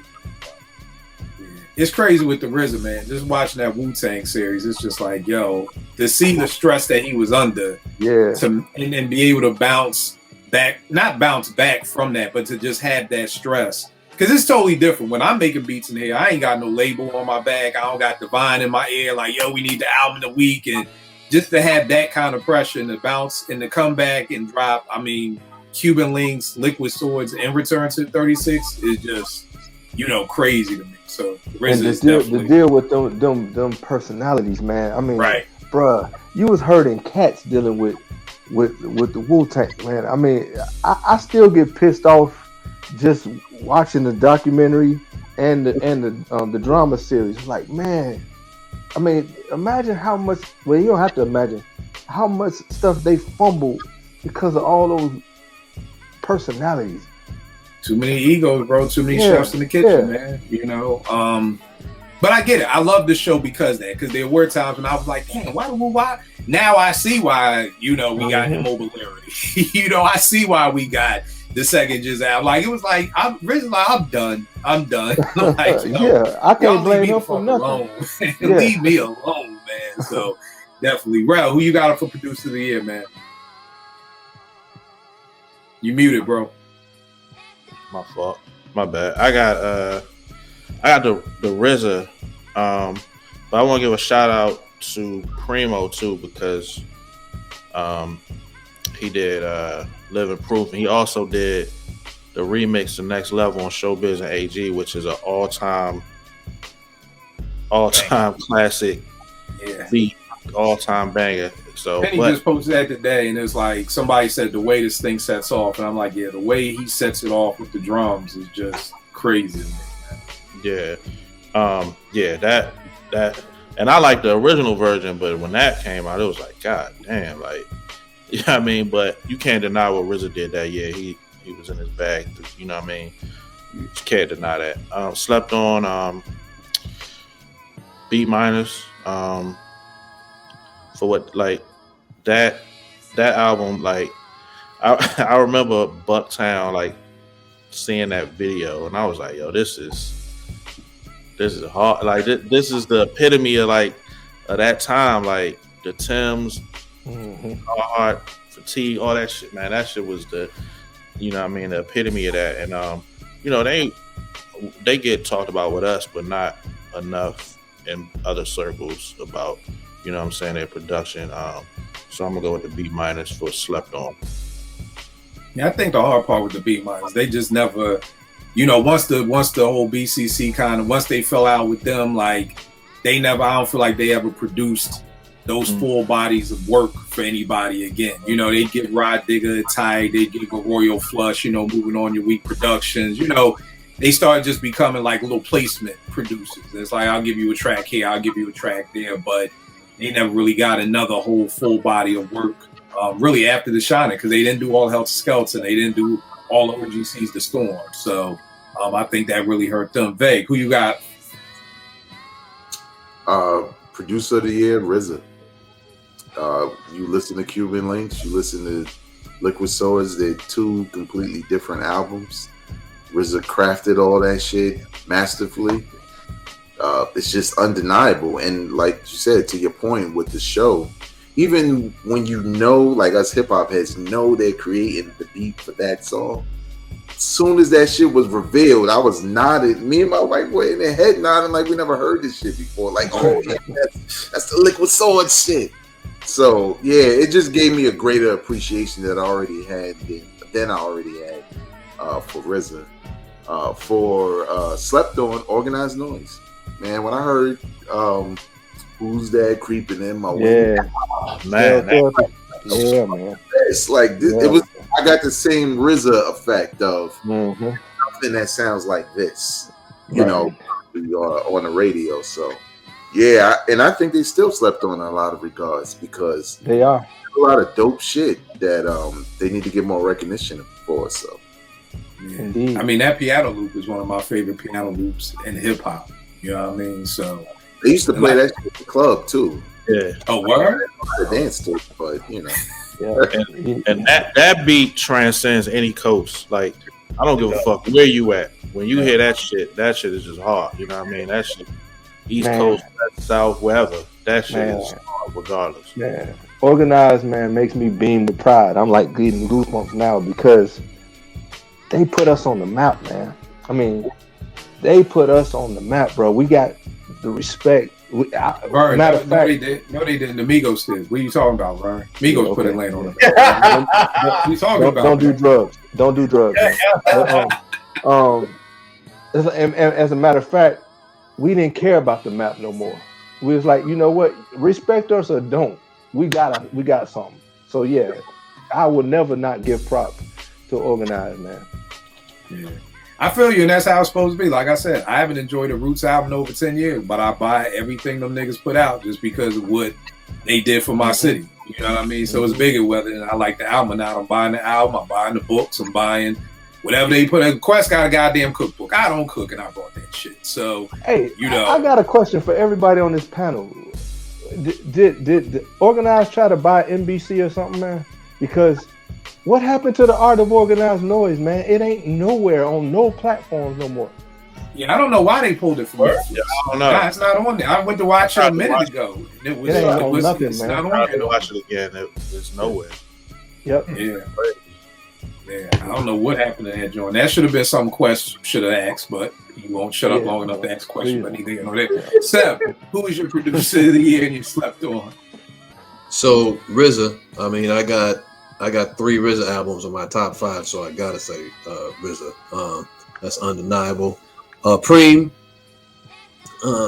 Shit, I know I didn't put Group Home on my top 5, but beat wise, definitely. And then you can't forget Crooklyn Dodgers too. True. And that's Preem. Slept on. I mean, Beat Miners. You guys already spoke to that. And then let me throw in Easy Mo B. I think. We did Moby fuck with that year. Huh? Moby fuck with that year. Well, he he had a few joints, man. Let me see. I had a list pulled up a few days ago. I don't know if I can find it, but I know I was looking at it and I was like, oh shit, okay, it's a lot of good shit in '95 that I wasn't even really aware of. The extent of the shit that he did. Right. So I'll look that list up and I'll send it to you. All right, no doubt. Yeah, and I do have to shout out Organized as well, just because I mean that shit was really groundbreaking to me. Outside of the usual RZA Primo Connect, I mean that's some creative soulful shit. Yes, It's soulful. It's hip hop, undeniable, but it's soulful too. And I think it's almost like it was a good break from everything else that we were like fully immersed in. You know what I mean? Whether you're talking about, any of the Wu projects, Mobb Deep, then you just throw in Organized, and it's like it's kind of refreshing in a way. Yeah. And so good. I mean, musically, in terms of like the musicianship. The melodies, just the chords, the progressions, like from a musician standpoint, that shit was really creative. It wasn't like some quick, put together like, we play our, own instruments, let's just throw some. It was like really some expert level type shit.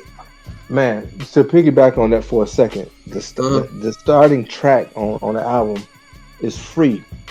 And it takes you back to some slave trying to break out of this, chains to get to liberty, man. And whether or not anybody want to admit it, because I mean, here's a problem that I have with some people from East Coast or whatever. Like, dude, we all came to America and landed in the same places. So let's not act like the South ain't part of you. And so all of us have that. Like Negro spiritual type thing, and when you hear that song, man, it evokes some ancestral something, when I hear it, and so it's real refreshing in a different kind of way, like you said. And I've heard Rico on many interviews, and he was like, man, when we did PA, we were trying to sound New Yorkish, and it did it. So we was like, man, screw it. We about to make our own sound because all of us connect to the soul. That soul music is in everybody, man, and it connected. And when they did their own thing, it resonated with everybody. So that's my soliloquy. You know what? We need to do a show. Oh, my bad, Kim. No. Go ahead, Seb. You got it. To your point, the irony is that cats are sampling soulful shit, right? Yes. The RZA, Primo, everybody's sampling soulful shit. And here you got soulful music. Yeah, just because it's played and it's not all samples. I mean, some of it is samples, but most of the shit is original. Like, you should appreciate it. If you're a sampling head and you're looking for that soulful shit, then there it is. Mm-hmm. Now, I want us to do a show and get a whole rack of folk on, and it may be a Twitter Spaces, to really talk about just all the biases You know what I mean? Because I think Seb made a point earlier about it's really about where you're at. You know, because there are some people who are like, I don't like them because they're from the South. I think that's whack. I think that's closed-minded, all those things. Then you have some people who are just like, I don't like Goody Mob. And that's okay.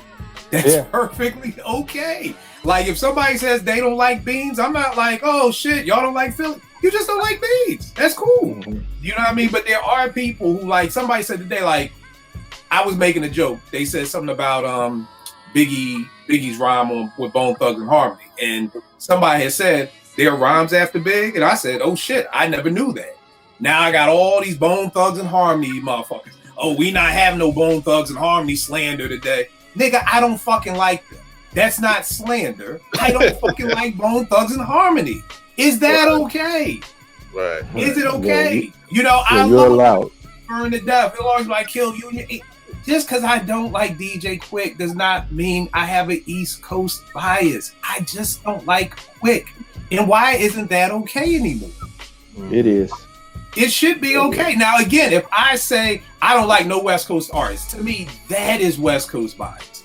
If I say, hey, if somebody says, hey, Kill, listen to this artist, where's he from? Compton. I don't want to hear him. That is West Coast bias. If I say I don't like Quick, I just don't like fucking Quick. Yeah. What happens, Kill, is like you get low self-esteem syndrome. Like, all right, I understand that everybody ain't gonna appreciate DJ Toomp the way an Atlanta guy will. Toomp got some fire hits on a lot of people's stuff that people don't even know about. But I'm not gonna get mad at you because why would you know it? Why would you understand it if you didn't do a deep dive? Or you don't know who Kilo Ali is or Raheem the Dream. You ain't from there, so you know, like real. Why would I know Pity Pat's Cheesecake on 7th Street in North Philly? You're from there. You should know that, but don't get mad at me because I don't. We gonna say that? Oh, go ahead. My fault. No, I was going to say I think a lot of it, as it relates to, well, you know me with Twitter, I don't fucking argue with y'all niggas.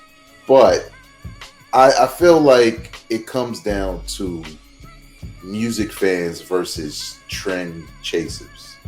I think now you can have your preference, right? You may prefer boom bap from up top. That's cool. You may prefer music you can ride to that ain't got all that lyrical shit in it. That's cool too. But I think the difference, like for myself, and why I had Goody Mob in there and I had Organized Noise is I'm a music man first. And old music was played throughout my house. It wasn't a Southern black thing. You know what I'm saying? So I could have been born in the A, I could have been born in Baltimore, wherever. It was about the music and how I connect with it. And I think in a lot of ways with Organized Noise, Outkast, Goody Mob, I like to learn about your city. I don't want you to emulate my city because then I'm instantly going to dismiss it, right? Just like that's the reason why I like Eminem. I didn't want to, like, don't get me wrong, I like the white boys that spit like us, but this is a white boy. He talking about mushrooms and shit. He talking about shit that I don't get into, and he can spit. So it kind of it's just being open minded to music and artistry and accepting of what you don't like and what you do like and what other people like, and really not trying to set a bar or box in music and say, well, if you don't meet this standard, then you're this. And that's what happens all the time, you know. And I think my fault, bro. Go ahead. You got it. I think with me, like I always say several times on the show, it was about exposure for me.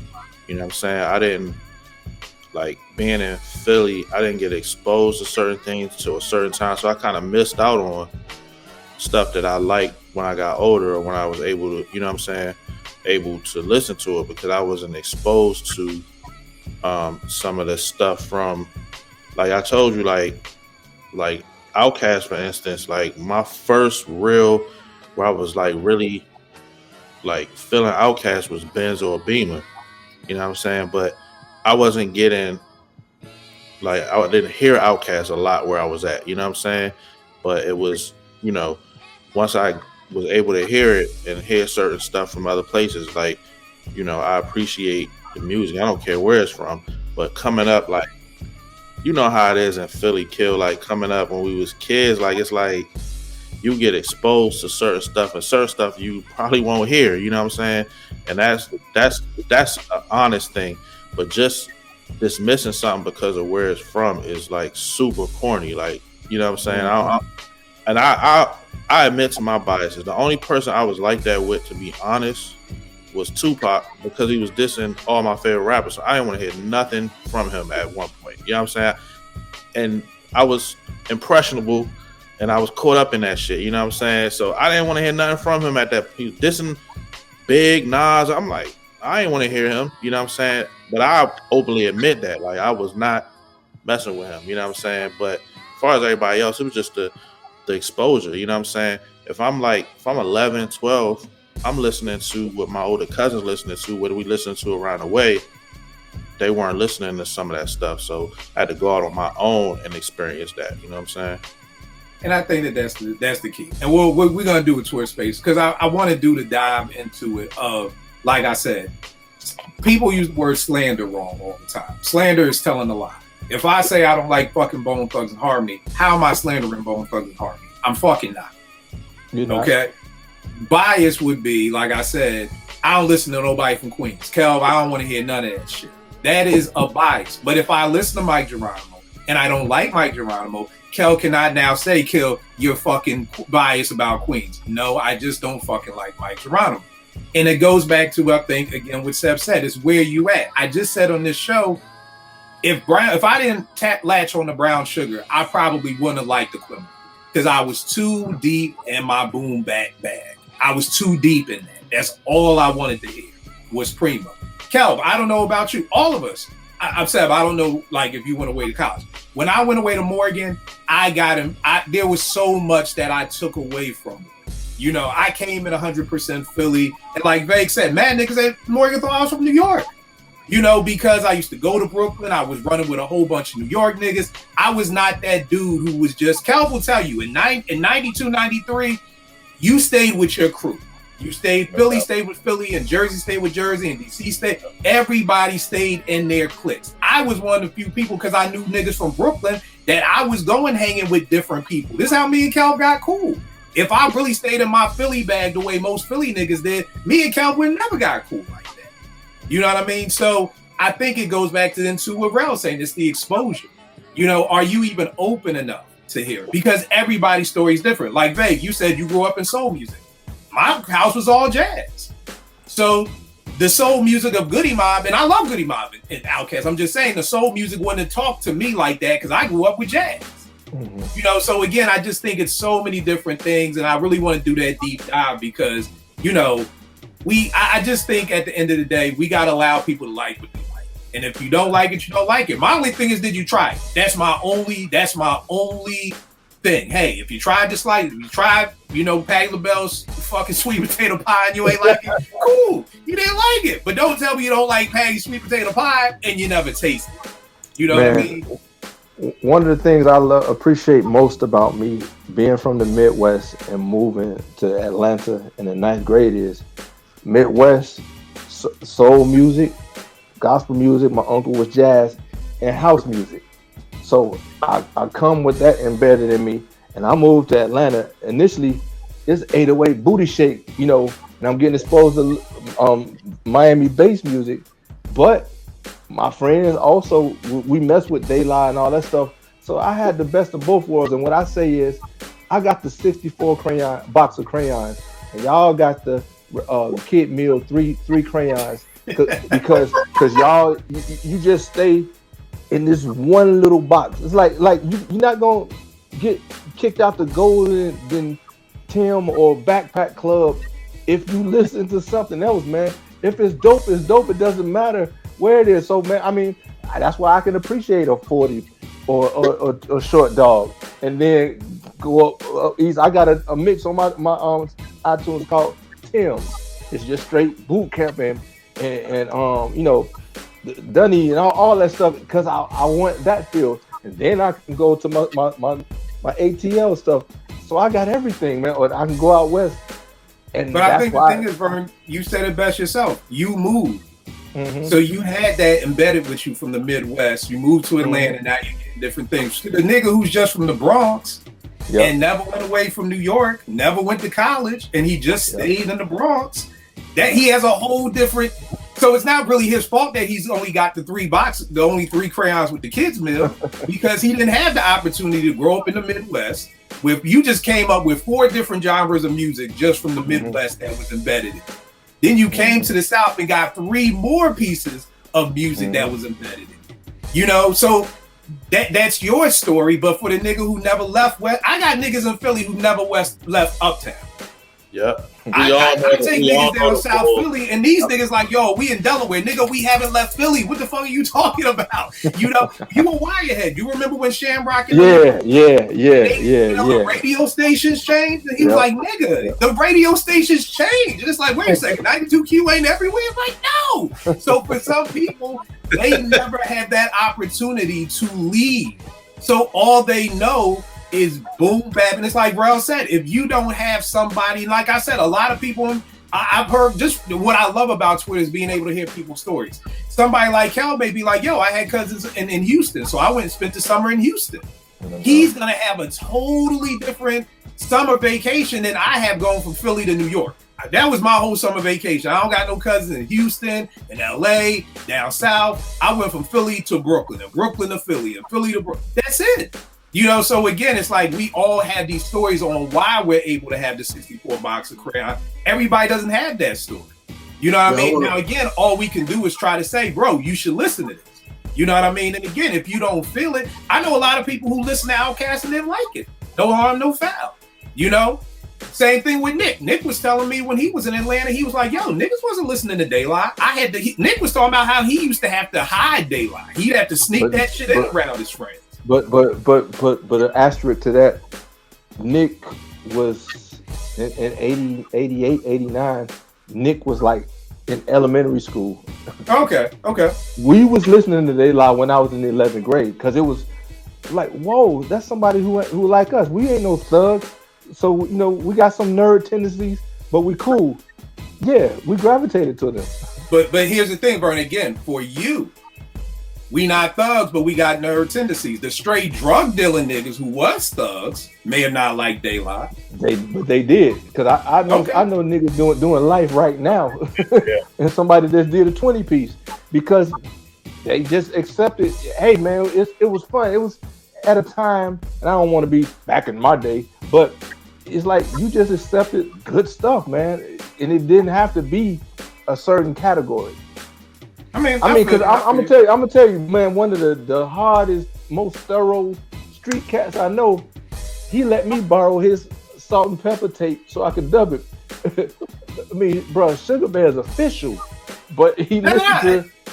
No, I feel you, but it's just like I've had people from California say, yo, we wasn't listening to Illmatic like that. Or I've had a lot of niggas from Atlanta say, we didn't fuck with Illmatic. I mean, it didn't blow up like that. I mean, we know I listened to it because we listened to everything. But yeah, it wasn't no world phenomenon when it came out. Right.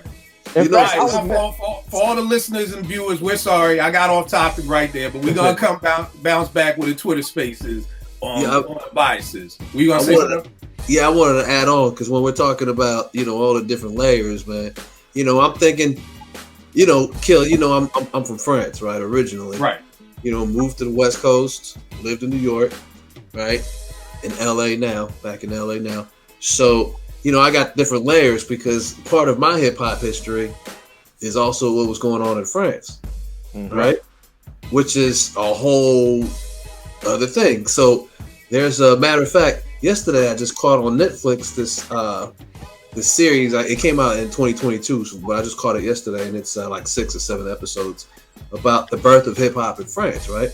And I'm looking at that shit, and I'm like, yo, I remember this. I was there for that, and I don't have that. Is it called? Shit, man, I'll have to text you. All right, just text me. Yeah. It's on Netflix, and I guess they got a category called hip hop on Netflix. All right. So when I was scrolling down, that's why I found it. So to me, I was like, yo, that shit is ill. And for me, it means something, right? And it brings back some memories. So if you're in France and you're a hip hop head, like that shit is gonna resonate with you, right? It's called Rhythm and Flow France. No, that's like a talent show. Oh, okay. The one I'm talking about is an actual, like, I guess maybe they caught on to the Wu story and they're like, shit, we can do, our French version of, the Wu and shit. But yeah, and then being in Cali or being in Southern California, there's this whole other thing, like you're on the West Coast, right? And if you're living on the West Coast and you listen to New York hip hop or East Coast hip hop, there's a stigma around that. Like, oh, you trying to be one of those New York cats. Mm-hmm. You dress like those New York cats. Like, like how come you don't stay in your place type shit, right? But then there's this whole community out here, especially in the early to mid 90s, cats in LA that were really about that quote unquote East Coast hip hop.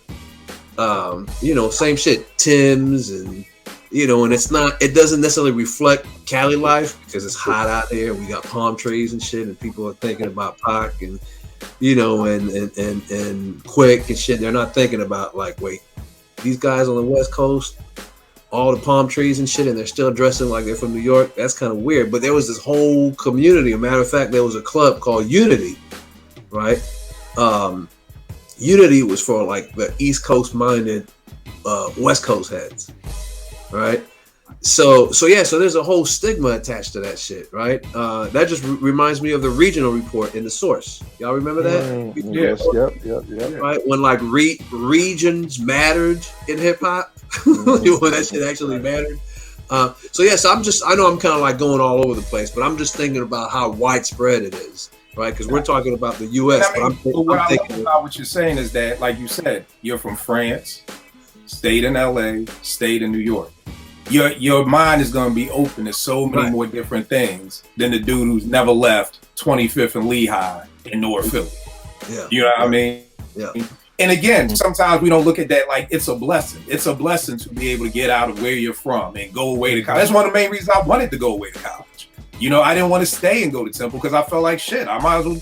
I'm not leaving. Like I was always the kid. I didn't want to mess with the girl who was living in my neighborhood. I always went to other neighborhoods and other stuff like that. So I remember I was in Philly and niggas like, yo, you marrying somebody from New York? Like, nigga, what the fuck? Like, you know what I mean? Like, that's how territorial shit can be. Like, yo, she from New York. What the fuck you doing, nigga? Like, so again, it's just to say, again, I'm not trying to make any excuses for people, but for people watching, I just think we talk about biases because people may not like who we fuck with. And sometimes it is. A lot of times it is, but then a lot of times it can just be, like I always say, I just don't like tomatoes. It's not that I don't like tomatoes that are grown in the South or tomatoes that are grown. I just don't like tomatoes. That's it.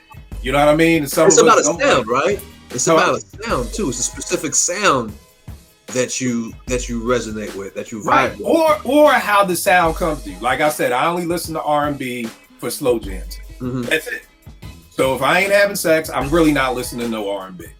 D'Angelo was like, that opened up my ears. So now my ears are perked and I'm ready to hear some horns on the on equipment. I'm ready to hear some more live instrumentations and things like that. You know what I mean? Real quick, let's get back to this. Vegas, I had my singer of the year, D'Angelo. Babyface was the Waiting to Excel soundtrack. Did you have a singer of the year and a producer for R&B? Singer, yeah, definitely D'Angelo. Just because he was something different and new.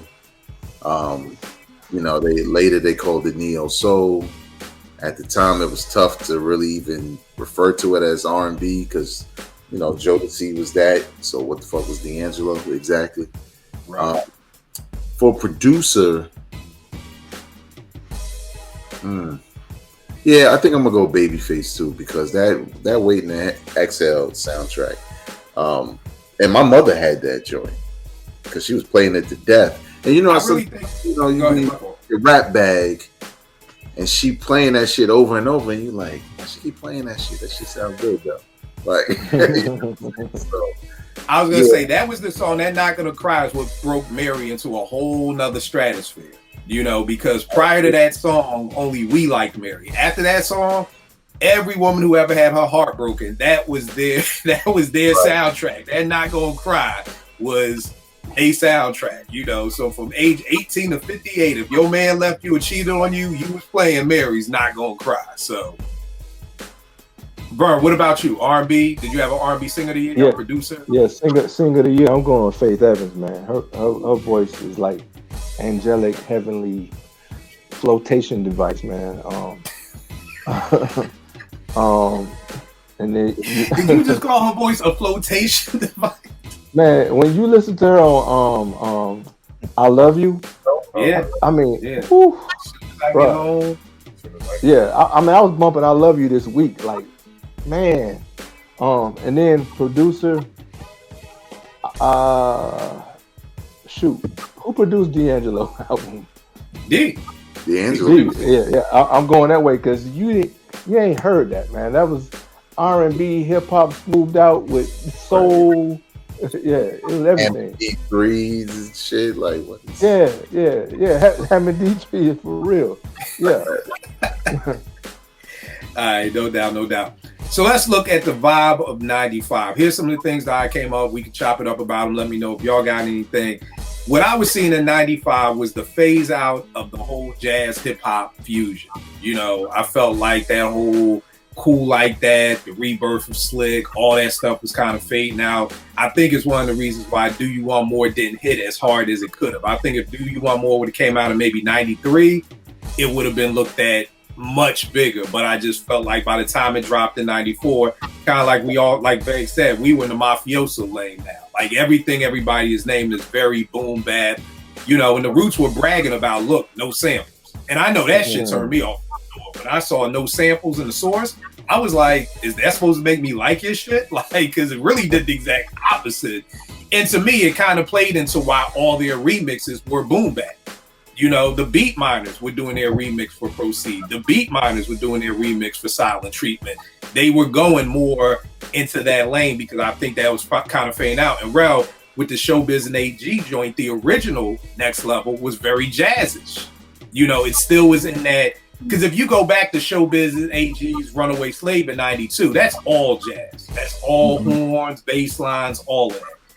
That Next Level, the original kind of was following in that lane, and that shit was getting played out. But then when you had that Primo remix kind of was telling you this is the sound of 95 right now. You know. So any thoughts about that? Agree, disagree? Yeah, I agree. And it's evident with some of the songs that you might not have mentioned the albums, but some of the songs that came out that were like popular during that time that I liked during that time, like Jamal's Fade 'Em All came out during that year. Milkbone, Keep It Real. I don't know if y'all remember that. It was hard. Do I remember that? Oh, That shit was hard. That shit was hard. No. You know what I'm saying? That came out that year. Broken Language came out that year. And, I think Broken Language is 96, right? the album was 96. The single was 95. And we know how we know what that is. So that feel, that was the thing. That was what those songs have a lot of in common because they just got that sound. You know what I'm saying? Right. And that 95 is really when it was ushering in that Showbiz and AG analogy. That was good. I never even think about that. The original was jazzy, and then Primo came in and that was the sound. And I think that's why we got the Philadelphia Half-Life. I think that's why it changed. Like it's night and day from Do You Want More. You know, it was no more live bass playing or nothing like that. And Rel, I was gonna tell you, it was funny. You was talking about you and your man being influenced by Mob. In the liner notes of Philadelphia, Quest talks about like they wasn't liking his beats, and he's like, "Well, I ain't say nothing about you and Malik and all y'all Mob Deep influence all of a sudden." You know what I mean? So a lot of people were definitely influenced by Mob Deep with that. Something else that happened in 95. Pac goes to jail for sexual assault. You know what I mean? That you know that we're coming in with the Me Against the World. Pac going to jail. I remember that Vibe interview very clearly with Thug Life is Dead. Somebody else is gonna have to, talk about that. And then if we fast forward, so he goes to jail in February. If we fast forward to October, Suge posts his bail for 1.4 million, and now we got the new Death Row Pac. And I'll never forget, I saw like the making of California Love, and I just remember being like, wait a second, Thug Life was dead? Like, nigga, I just read the Vibe article, Thug Life is dead, and now you're like screaming Death Row and everything like that. So it's crazy that both those things happened that year. Vay, thoughts about that? The changing of Pac. Yeah, like I think, I mean, don't get me wrong, like I said, All Eyes on Me was like my favorite Pac album for a while. It was weird because he was acting like Bishop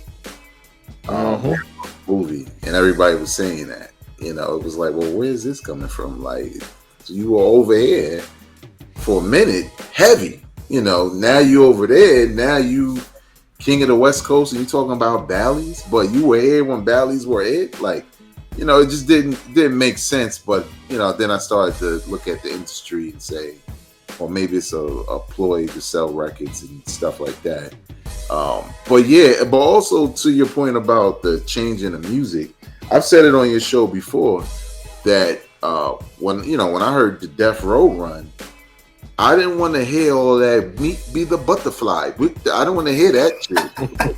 Get that shit out of here, like cool like that. That dude said "Meat Be the Butterfly." Yeah, I didn't want to hear any of that shit anymore. Like, and I liked it, you know, back then. Right, at that time, it was dope. But it's like, you know, you try to come back with that, and it's like, nah, we done passed. We done moved on, bro. We go into them reality raps, and a lot of people like Seb was saying, you know, you name those albums, and it was reality rap, but it was more East Coast, and the beats were more reflective of the concrete jungle. So you know, but again, yeah, the Pac thing, that was just so crazy. 96, I think me and Tone, when we did That Time in Hip Hop, I think we analyzed 96. It's crazy what Pac accomplished in 96 after he got out of jail, because you really think when all these stories and moments of hip hop, and they all happened in 1996, including his death, which is crazy. Yeah. Another thing happened in 95. Easy passed away from AIDS in 95. I remember that we were at Morgan. I'll never forget this. We was like, yo, we ain't fucking no more. Fuck that. And that lasted for about 72 hours. And then we were back to business with everything else. Like, everybody was scared for 72 hours. And then in 72 hours, we went right back to normal. In 95, we've got the infamous Source Awards. So we've got Burn, we got 3000 saying the South got something to say. Okay. We got Suge telling everybody, if you don't want the executive director all up in the videos, all dancing on stage on the Death Row. You know what I mean? What about the Source Awards, y'all, man? I mean, I know Quest said that really changed hip hop. You know, he said he was sitting there right around, sitting by Nas, and he could see the look on Nas' face when Big won for Lyricist of the Year. You know, he kind of knew that he was going to change, that he wasn't making another Illmatic. Like, you know, he's like, the look in his face just was not. It was like probably one of those things where I know I'm gonna win Lyricist. Like, nigga, did you hear Illmatic? Like, and then for Big to win, so Quest was like, I could tell right there by the look on his face, we wasn't getting another Illmatic. You know, what else stood out for Kel? What about you? Source Awards. What stood out? Yeah, the Source Awards. I mean, the crazy part is that all those moments happened at that time, and you know, just in that one particular show. But the Source Awards had been going on for a couple of years. You never thought that some like an incident like that would happen. All those things would happen all at once, and you know, one show and stuff. And then you think about it, the effect of the show afterward. Like, I don't know if it went on for like another year or two or something like that. And then it just went away. So it was like something of that magnitude, you would think would propel it to be something of a, I guess with those incidents happening, it'd be like, you know, something that you see like the Grammys that would continue on, but it just kind of died out, you know, after that. Like there was no Source Awards after that. All right. Yeah. Crazy thing with the Source Awards, man, we gotta do another episode of What If. Don't nobody watch and bite this topic. What if Suge never says come to Death Row? what if everything just goes according to plan and they win and everybody's happy? And I mean, what do we think would happen? You know, because that really was the seed, plant the seed of this whole East Coast, West Coast shit. Man, and that's what I was gonna say is my answer for 95. I hate the energy that Turn to Hip Hop went on.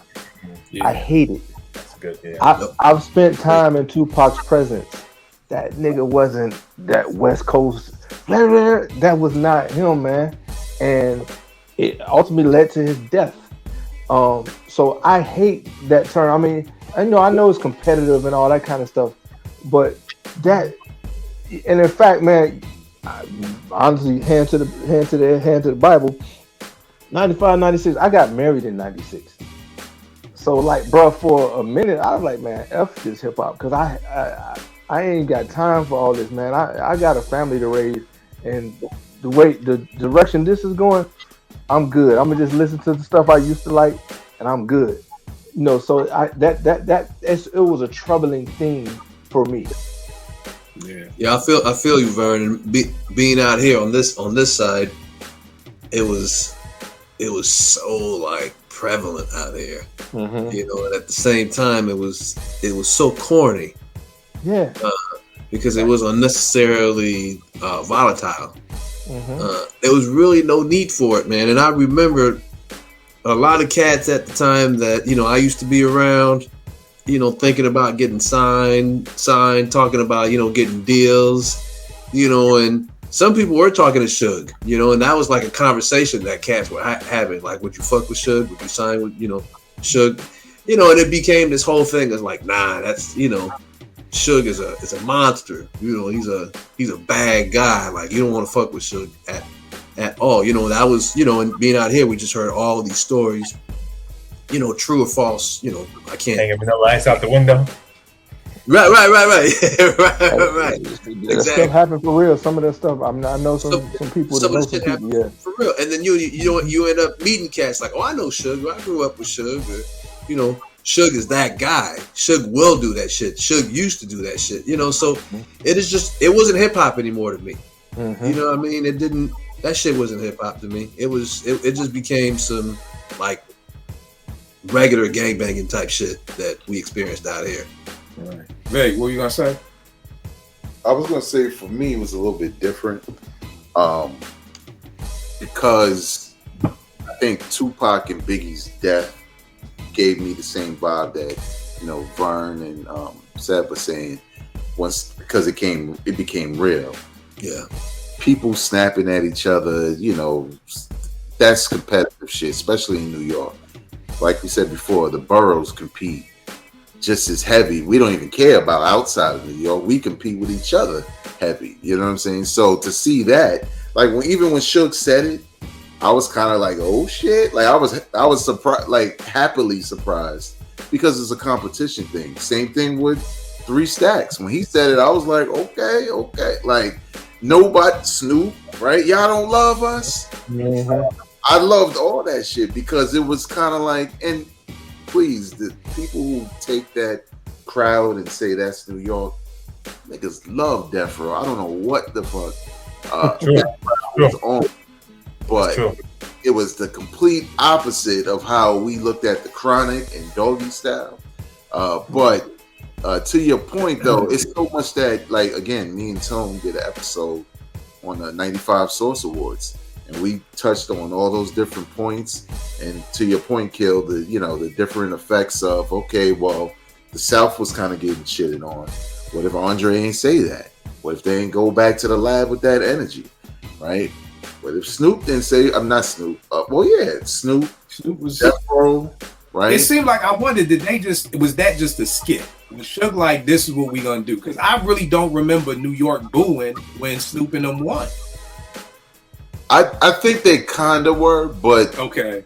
When you're like, I like this, Suge just say, look, we fuck New York. We gonna come out here, and I don't give a fuck if they cheering for us. Snoop, you gonna say y'all don't love Death Row, and I'm gonna say this about Puffy, and we are just gonna say fuck New York, because I really, like you said, I didn't know anybody who didn't fuck with Death Row. Yeah, Snoop joint confused me. Cause I was like, we fuck with Snoop. I was like, I think it had more to do with the fact that it became a competition in the building with Bad Boy and Death Row, and I think they were booing them because they weren't the home team.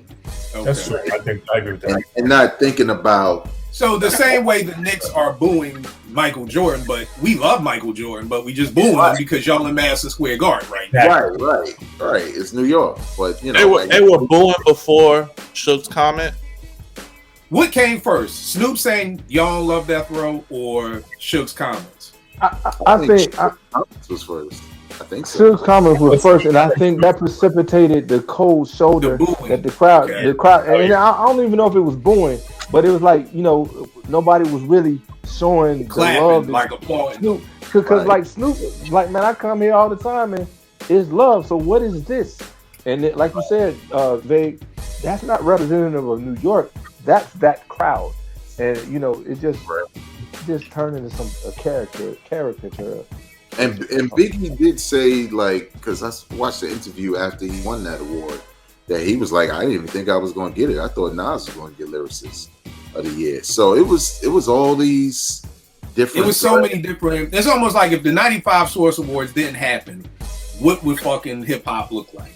You know what? Snoop and them, man, they came in with a chip on their shoulder from the gate.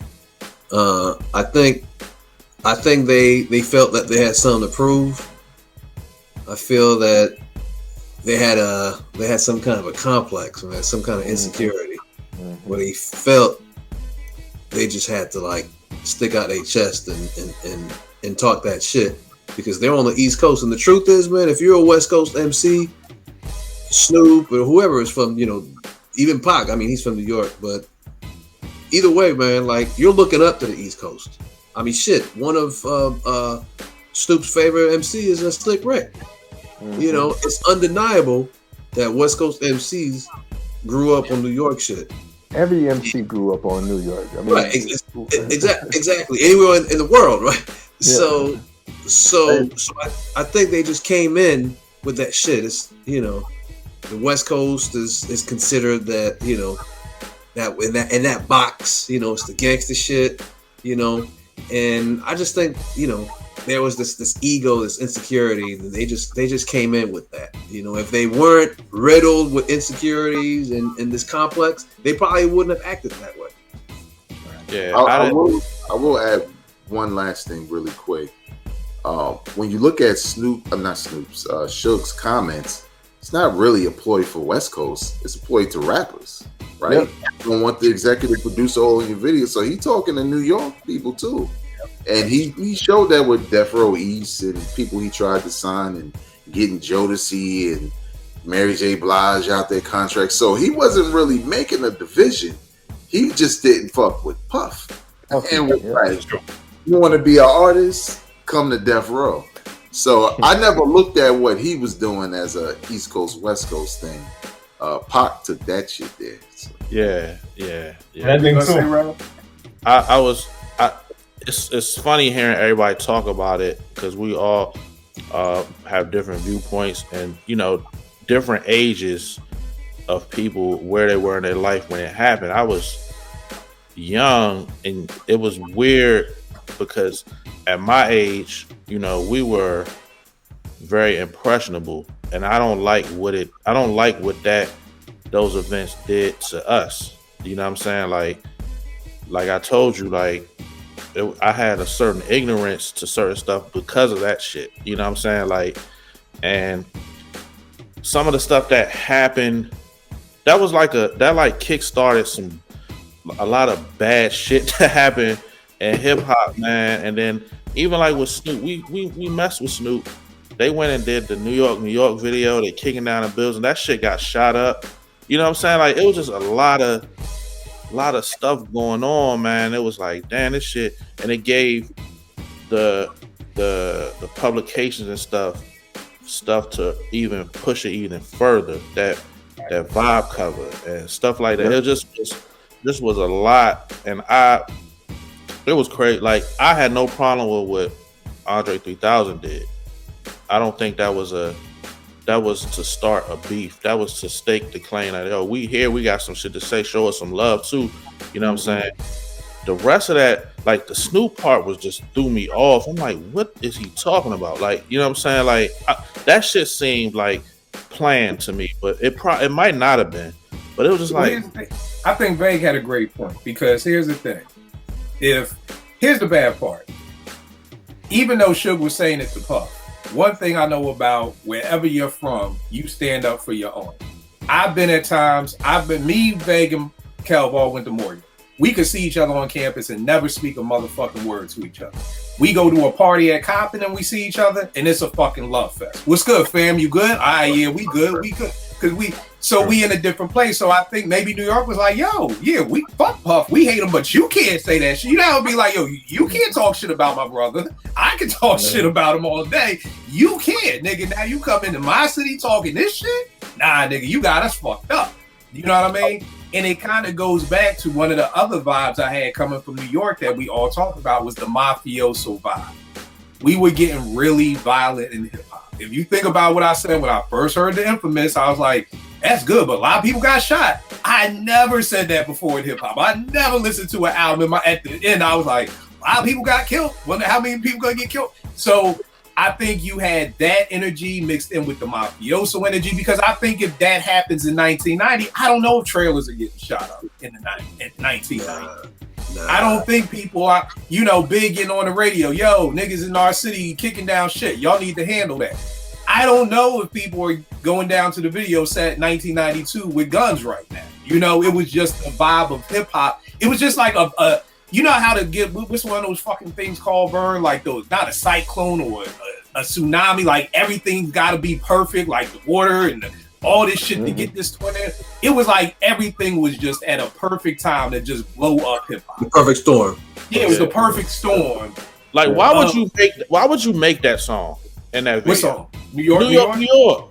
Now, if I'm not mistaken, that was Dog Pound. So this is after. It was Dog Pound. So again, they're at a place. What do you think about to happen, yo? Like, but here's the thing. What do you thought was gonna happen when they made Hit 'Em Up? I fucked your wife, nigga. Fuck kicking over a building. No, what I'm saying is he didn't go to New York and shoot the Hit 'Em Up video.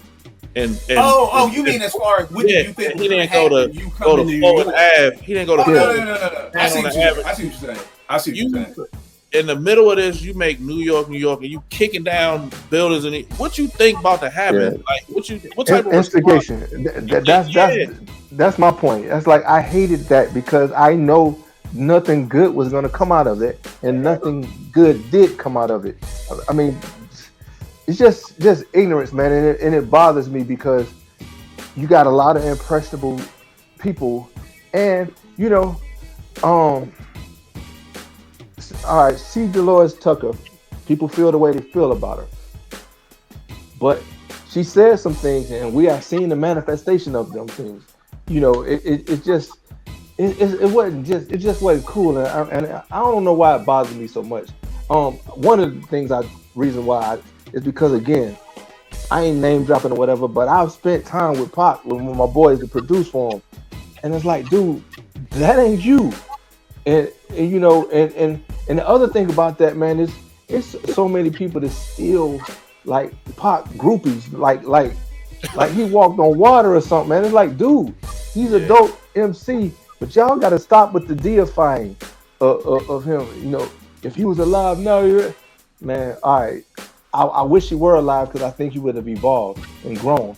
But I got a lot to say. I agree with you 100%, man. You hear on both sides. You hear that Pac wanted to leave Death Row.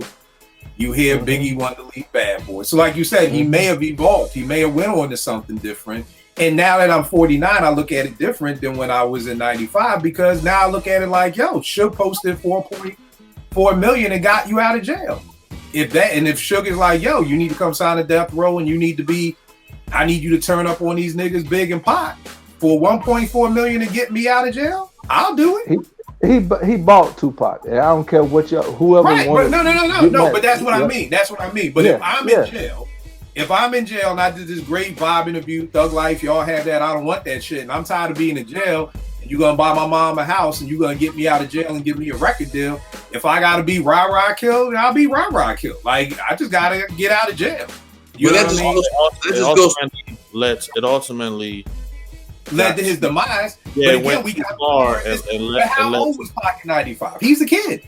Pac died at what, 24? 20. He died at 25. He died at 25. I got married at 24, so I ain't gonna let you have. He was just a kid. I mean, of course, he was young, but I mean, go ahead. I'm gonna just stop. Go ahead. Say it. No, I'm not trying to give it to him like that. I'm just saying, you got married at 24. You weren't in jail at 24 with no hopes of getting out. No, That's a totally different scenario.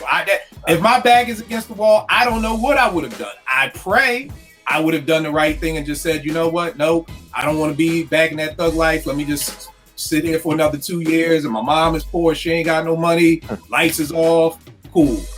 Pac is the most conflicted rapper in the history of my mother a house. You gonna take care of my mother? You gonna do this? And I just gotta act rah-rah? I probably would have done it too. And like you said, bro, it led to his demise. But if mama ain't eating good, like, I'm not gonna hold you. Some things may have to happen. Yeah, I'm not saying it's right. I'm not saying it's right. I'm just saying that from the mind of somebody, I think we all, to protect our family, I think we will all do some shit that we're not necessarily proud of. That's all I'm saying.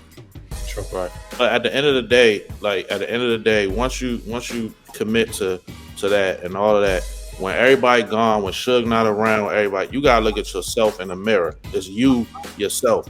Eventually, like, I agree with Vern, I feel like he would have evolved, because like the way they would behave, the way that was going on, it was real irresponsible. Like, a lot of people lost their lives and got hurt over really nothing, dog. Like some music shit, like, you know what I mean? That, and then you involving yourself in gang culture in LA, which is like, that's some different shit. You don't fuck around with that. Like, you know what I mean? Like, that boy that killed him, that he snuck in Vegas, that boy's a killer for real. Like, I know old heads that know this, that knew that boy. That's a killer. Like, so you playing a dangerous game. Now, and would Big be, if this didn't happen, would Big have got killed? Now, here's the thing. No. I agree with everybody. I'm just saying, if we look at, we all know real dudes, right? Here's the thing. How many people have started selling drugs just to make sure their mom's bills could get paid? A lot of people. You know what I'm saying? Now, there are some people who just sold drugs to sell drugs. I'm not talking about them. But there are people who have put themselves in situations. How many people have died in a black hood because of drugs? A lot. How many people got shot and died because of drugs? A lot. And these people are doing it. They're putting their life at risk just to provide for mom. My kids, my little brothers ain't eating. So many of my kids, hell, forget about what everybody else know. I can speak from the kids that I know. I got a lot of great kids who end up doing wild shit because their parents don't have. And it's fucked up that a kid that's 16 got to be responsible for his 5 siblings because his mother ain't around. I see it every day for 23 years. And you make bad decisions. You know what I mean? Because you're thinking that the outcome is I got to take care of my mother. And working at McDonald's ain't going to do it. Or sitting in this jail cell ain't going to do it. Or XYZ ain't going to do it. Do a lot of bad things come from that? Yes, I have 13 kids locked up for 3 different murders. A lot of it has come from that. So again, I'm not saying Pac, I'm just saying that again, I agree with Vern. I think Pac was evolving. I believe Pac wanted to leave Death Row. I believe he knew what he was in right now wasn't the right shit to do. And it probably was. You signed a deal with the devil and you realized, oh shit, how can I get out? I don't like this deal no more. The deal looked good in the beginning, but I didn't know it was going to go this deep. But the problem is when you sign that deal with the devil, it's a wrap. You know, when whether that's the music business, whether that's the drug. Bro, you can't just start selling drugs for me and then decide you want to get out because you decide you want to go to fucking copping. Nigga, the game don't work like that. And Suge was running Death Row like that. Right, and like you said, here's a great book, Grind and Roll, Have Gun, Will Travel. It's about Death Row Records. If y'all haven't read it, read it. Suge was running Death Row like you would be running fucking Nino Brown was running. Yep. It was some wild shit going on. You cannot. It was running. And I do agree. I think Pac realized, oh shit, I did not realize. Because Pac wasn't really cut out for that. Like the real Pac as a man, he wasn't really built for that. And see, I guess that's the thing. We don't know. This goes back to the beginning of the show. Who was the real Prodigy? Who was the real Black? Who was the real Jay-Z? Who was the real Pac? And one thing people said that they loved about Pac was he was like every man. He took on everybody's emotion. Some days you feel like going to church. Some days you feel like hanging out, smoking weed. Some days you feel like loving on your mother. This is why a lot of people told me they love Pac so much, because he embedded everything that a man had inside of him. We all got a little rah-rah in us, but we all love our mother and we love this. And we, you know, so I don't know who the real Pac was. You know, Vern, maybe when you met Pac, that was him. Here's the thing. It's been at least 5 different kills if we keeping it a buck. There are people who know me from college. There are people who know me from high school. They know me post-college, and they know me post-giving my life to Christ. There are 5 different kills. And if you meet somebody from those 5 different areas, y'all gonna have 5 different stories about Kill. So again, it's kind of like, prayerfully, Pac would have moved out. You know what I mean? But again, you talk to somebody who knew me from high school, you aren't gonna hear too many glowing reviews about me as a person. Mm-hmm. You're just this Kill on the timeline that everybody loves is not the Kill who was in high school. It wasn't. Mm-hmm. You know, who wasn't the Kill who was at Morgan? Who wasn't the Kill before I got saved? And damn sure ain't the Kill who is now. So again, all that to say is just, you're right. I think if we take away these 95 Source Awards, I mean, I just think hip hop, the whole game has changed. You know, maybe Big and Pac are still friends. Here's the problem. Before the Source Awards, they had to shoot me, right? That was before the Source Awards, right? When Pac got shot at Quad Studios. That was 94. 94. Yeah. And to me, wasn't that the first thing that planted the seeds for the East Coast, West Coast? Because that's when Pac said Big and Puff had something to do. Yeah, that planted it for them. That is what planted the seed. Yeah. Now, if we go to the Source Awards, what watered the seed was Suge then dissing them. Because for all we know, Pac was in jail like, yo, fuck them. They set me up. I want to get back. And maybe Suge wasn't like, yo, you got to be a thug. Maybe Pac came out like, nah, them niggas tried to kill me. Fuck them. Let's go. Hit them up. Let's go. Full blast. I'm trying to go with them. Because if he believed in his heart of heart they tried to kill him, I think everybody up here would have done the same. But he knows that they ain't trying. He know they ain't do that. He knows who. He knows who it was. He knows what Haitian jacking him. He knew who it was. His problem was, from what I heard, is that I've heard Big tried to warn him about hanging out with them. Like, yo, damn dudes is right.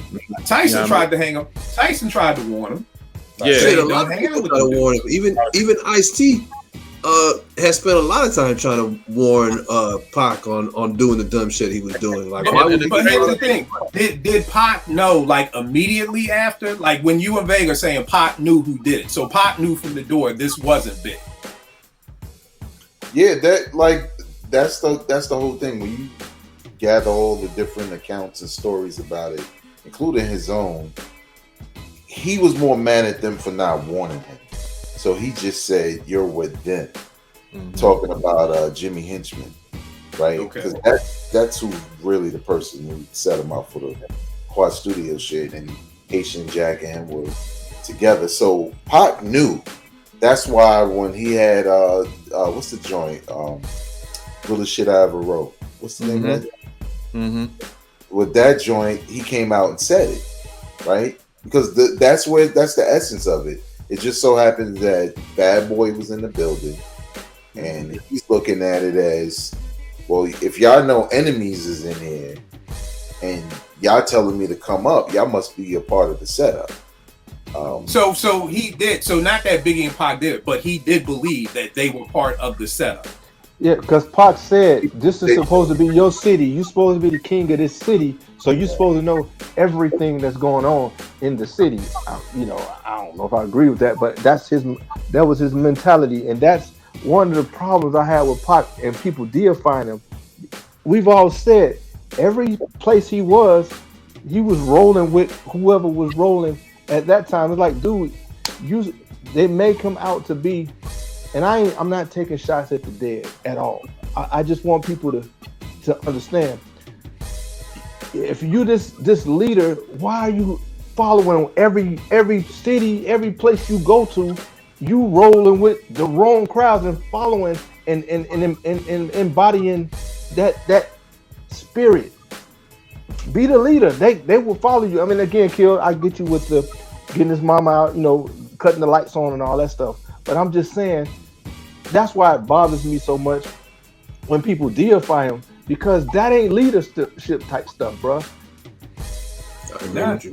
I agree. And it's interesting to hear Shock G talk about Pac and because that's somebody that really knows him, and his disappointment in that part of his life is like he was in tears talking about that shit, like because he would try to talk to him, and he was like, "Yo, this ain't the dude that I know, bro. Like this ain't him.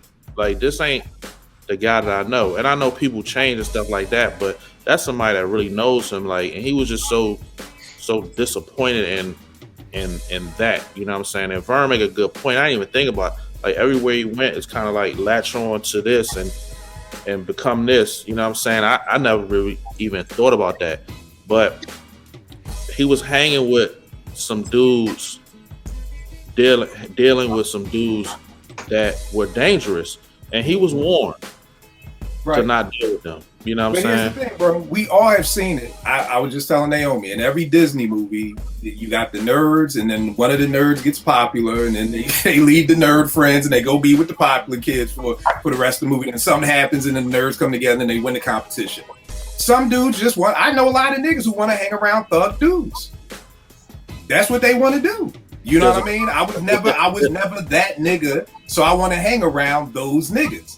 And you have people who you try to warn them, and you say, yo, you don't need to hang around those niggas. And they just want to keep hanging around those niggas. And I'm sure we all know at least one dude who is not built like that, but was trying to run with people who were built like that. You know, and for whatever reason, I don't know the reasons, but for whatever reason, you know that is not your crowd. You know you cannot fuck with them on that level, but whether that's who you want to be seen with, or that's who you want to be down with, or that's who you want to be cool with, for whatever reason, you know, like you said, Vern, it's not good leadership skills, but maybe that's the thing that Pac wanted. Maybe Pac wanted to not be down with Digital Underground, because that's not cool. You know, I want to be cool with the Jimmy Henchmans, or who's the thug in Miami. I'm gonna hang with them. Kel, which I know you had your finger up for a while. What you got? I was gonna just say, I mean, everything you guys said is on point. The only thing I always think of throughout the whole incident and over the years and stuff, like I probably didn't think about it back then, but probably like a few years afterward, the record label has to have some kind of accountability to them, because they're watching all this going on. Obviously, these are their star artists, so they gotta say, you know what, this is getting more serious than LL Kumo D or you know, Shan LL or something like that. This is more serious, or EPMD and Rock and whatever. This, you know, they gotta step in and say, you know what, now we gotta do something about it. We can't let this escalate to. The problem with that is they making a shit ton of money. Yeah, and they don't care. Y'all know me, I'm goal oriented. What's the goal? Sell records. We selling records. Keep talking your shit. Keep talking your shit. Our goal is not to keep you niggas alive. Okay, that's on y'all. It's blood on their hands. It's blood on the publication's hands. Definitely. It's definitely a lot to go around. Seb, one more thing, and then let's tidy up 95, man. I was just gonna go back to what Vern was saying earlier. Like, Tupac, to me, he's so see-through, kind of like what you were saying, Kill, about the type of cat that he was. He wasn't built for it. Like, anybody who can read somebody could tell Pac wasn't built for it. So for so many people to take him on as this leader, I'm like, y'all ain't seen it? Like, y'all don't see how Pac moves. That's not taken away from the good he's done, the influence he had, you know, the music or anything like that. But I'm like, just from a man, you know, just from a man's perspective, like, it's obvious you ain't built for it. Your track record shows it, and that's cool. Like, Brenda's got a baby, keep your like that's who you are. And if you know the history from before, you know, when he was coming up, like, you're a good cat, man. Just I mean, you went through some shit, no question, you know, but just stay in that lane. So for everybody to just eat it up like he's the hardest thug ever, and you know, and then he's the fucking Malcolm X of his generation. Like, you're not looking at it. He shot at a cop in Atlanta. He was an off-duty police officer. It ain't like he had on a uniform. That's the superhero that y'all keep trying to make, and I don't like it. What are you gonna say, Beck? No, I was just gonna add one last thing. when We got lots about Pac. But here's the great conversation because we're talking about 95, but again, this Source Awards really, I always talk about pre and post Straight Outta Compton. We really got to talk pre and post Source Awards. Yeah. Oh, yeah. You know what I mean? Like really what was going on before and what was going on after this one fucking night. 6-7 hours tops maybe, and how it shifted the entire world of hip hop. But what were you saying, Beck? I was gonna say when I was in LA and they had the Pac exhibit. I don't know where it is now. I think it might be in another city. You see it just going through the exhibit, right? When you start at the beginning, you feel like, oh, that's the Pac I know. Like I said with Me Against the World, that's Pac. The actor. The cares about his mom, but he's gonna be real about it at the same time. You didn't care whether he was soft or hard as a person. You just knew he was a great rapper. And as you go through it, it's really a switch. As soon as you hit the prison section, absolutely, it's like, oh, this is where it all went downhill. And you kind of see where, to your point, Kill, where Pac had to do it because he needed to get out of the prison, for one, because of things that were going on in there. For one, financially, he needed to get out. He needed the money. He needed death row. He had to do what he had to do. He probably did a lot more of it based off of fear than he did based off of trying to be down, right? But he didn't want to be in that joint. Like when you look at the Angie Martinez interview, you see the old Pac in that interview. Easily. It's the same guy. But you could tell he just had to put on. What Angie Martinez joint? She's like in a hotel with him. Okay. He's sitting on the couch. He got like a black shirt. This is like Death Row Pac, or this is like this is Death Row Pac. Right, not too long after that, I think he died. And it's crazy because you're talking about this exhibit because it really is. What Pac are we talking about? Is this Digital Underground Pac, or is this this Pac? Is it Death Row Pac, or like that's the problem? Like we have so many versions of it. When you go through the prison section, it's like a switch. Yeah, that's where it all goes down in the prison section. Yeah. It's just as soon as you're in that, the music's louder. Everything is just crazy. I didn't even know there was a Pac exhibit. When were you in LA? Like it's. This was last year for the podcast Evolutions conference. So is it touring? Is the Pac thing touring? It's supposed to be, yeah. Okay. I have a video that I took from when I was in there. I took a couple pictures of videos and I put together a package. I'll share it with you, but it was really dope. It's set up, but to your point, like everything that everybody was saying, you go through there, all the nostalgia's there, the history with his moms, Black Panthers, Pac's in prison, Quad Studios, and it just turns into a whole other exhibit. You, like, as a fan, you start to get sad because you know what's coming. You know what I'm saying? Because you're like, oh shit, this is where it all went downhill. So, and it's in chronological order, so you can really kind of feel that change, that evolution, and you're kind of walking that path with him. Yeah. And Rel, here's a great point. We were just talking about the best, dopest bass lines in hip hop today on the timeline.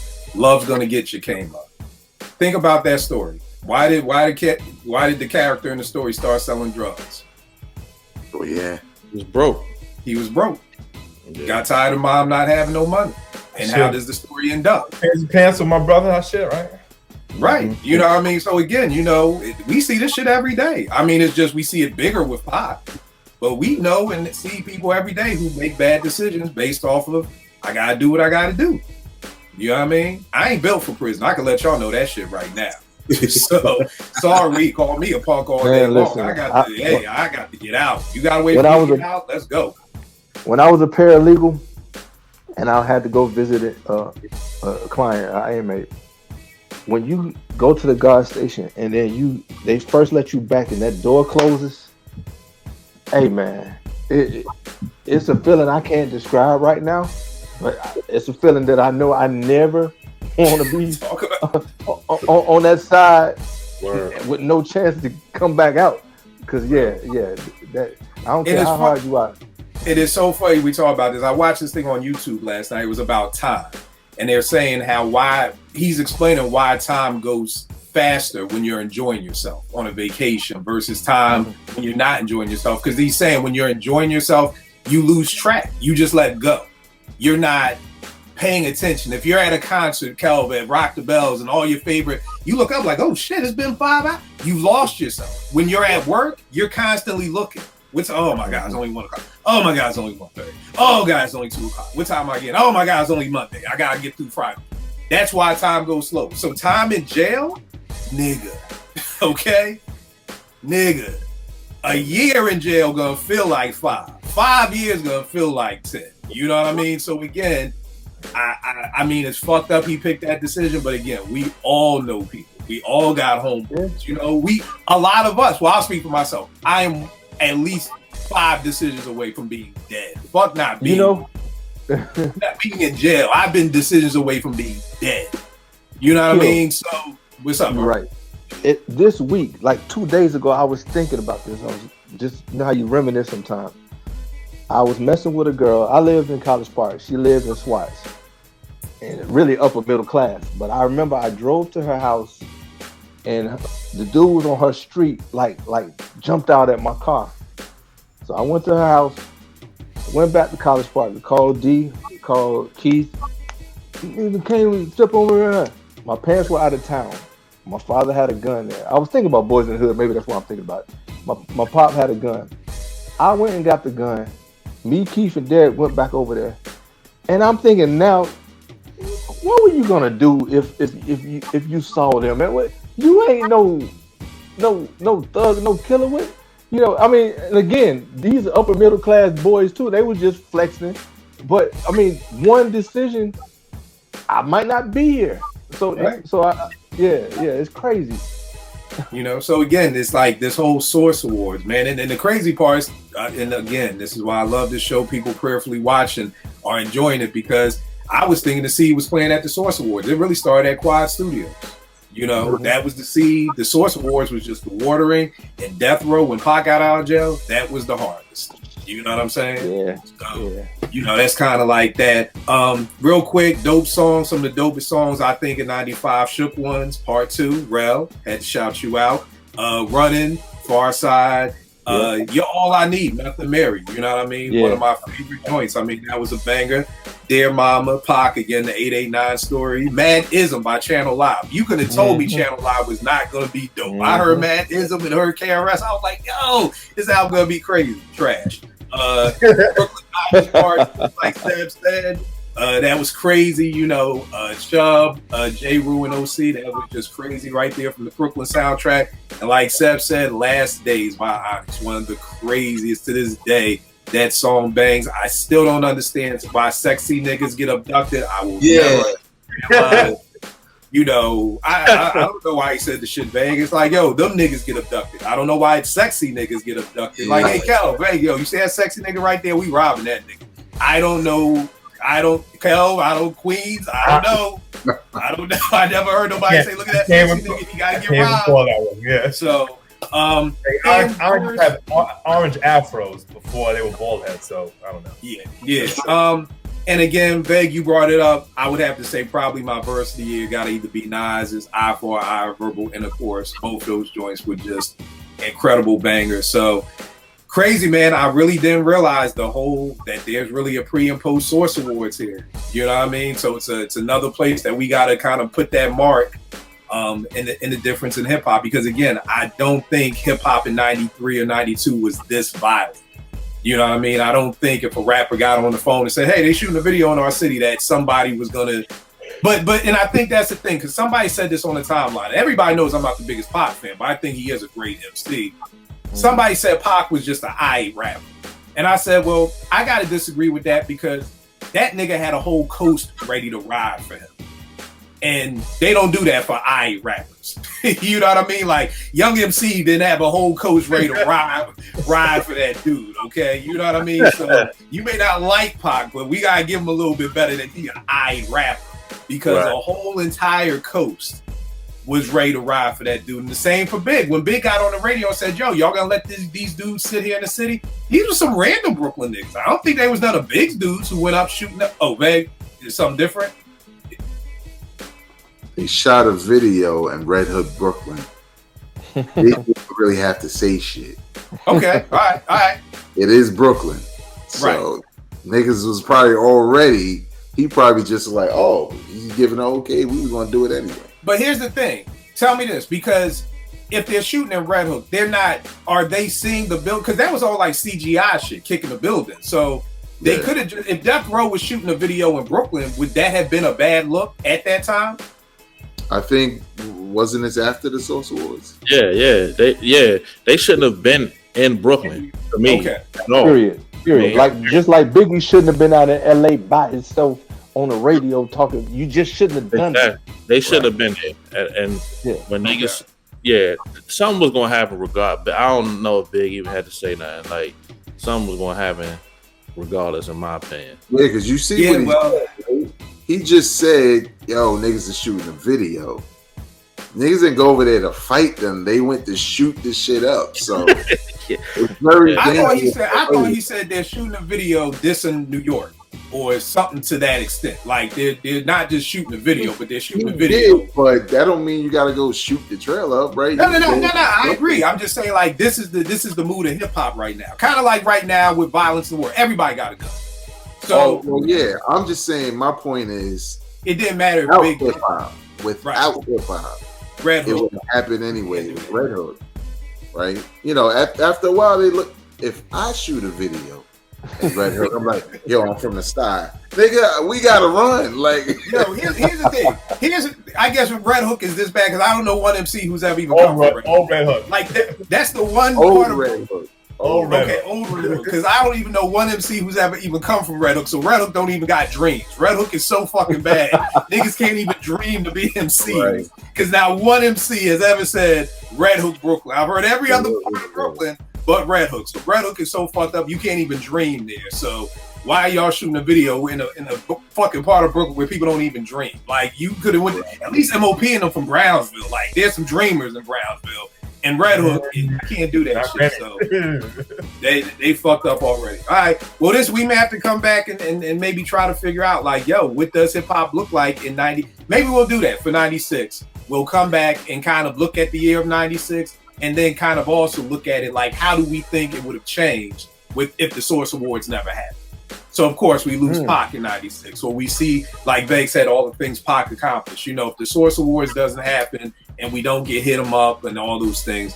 But we'll chop it up about that. Vern, let them know where they could get at you, where they could get that mortgage, and all that good stuff. V the Loan Close on Instagram. Like that. Close and real estate and mortgage. Cream, get the money. V Chandler 10 on Twitter.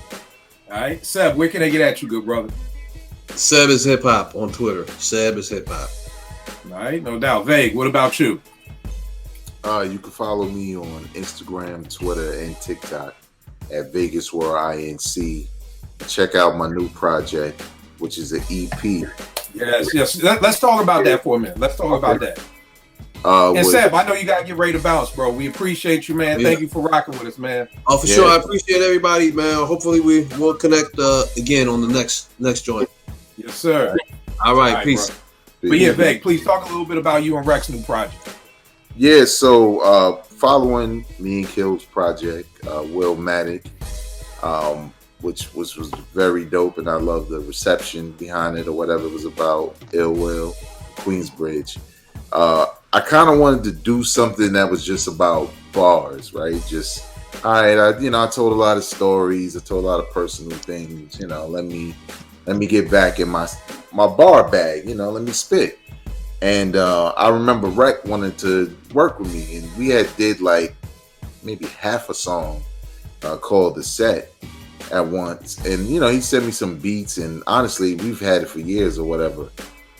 So I started working on some of the tracks and had a couple of songs, but I noticed that the theme of everything I was saying just was like me acting like go to the store for me, shorty. Basically, like a grown man. Like I don't want to hear no. I'm like, damn, everything I'm saying is like shitting on youth in a lot of ways. So I just ran with the theme with everything I wrote. Woods is on the album, my homie Jay. And we just ran with that theme. So it's called GMT for Grown Man Time. It's a quick EP, basically designed for you to just hit repeat if you're digging it. And Rhett came with the production, man. Like, what's so dope about it is I really like the beat he had for the set. And then, you know, I like the joint we did with Woods, and then I did another joint. But I was like, damn, Rhett, I need something like with a hop, like, because I feel like everything is, you know, kind of a certain tempo. And he sent me the joint, the last song on the project called Who You, which has his Marvin Gaye sample. And the minute I heard it, I wrote to it because it was just so crazy. And I was like, oh shit, I gotta kill it. Because, you know, he came with it.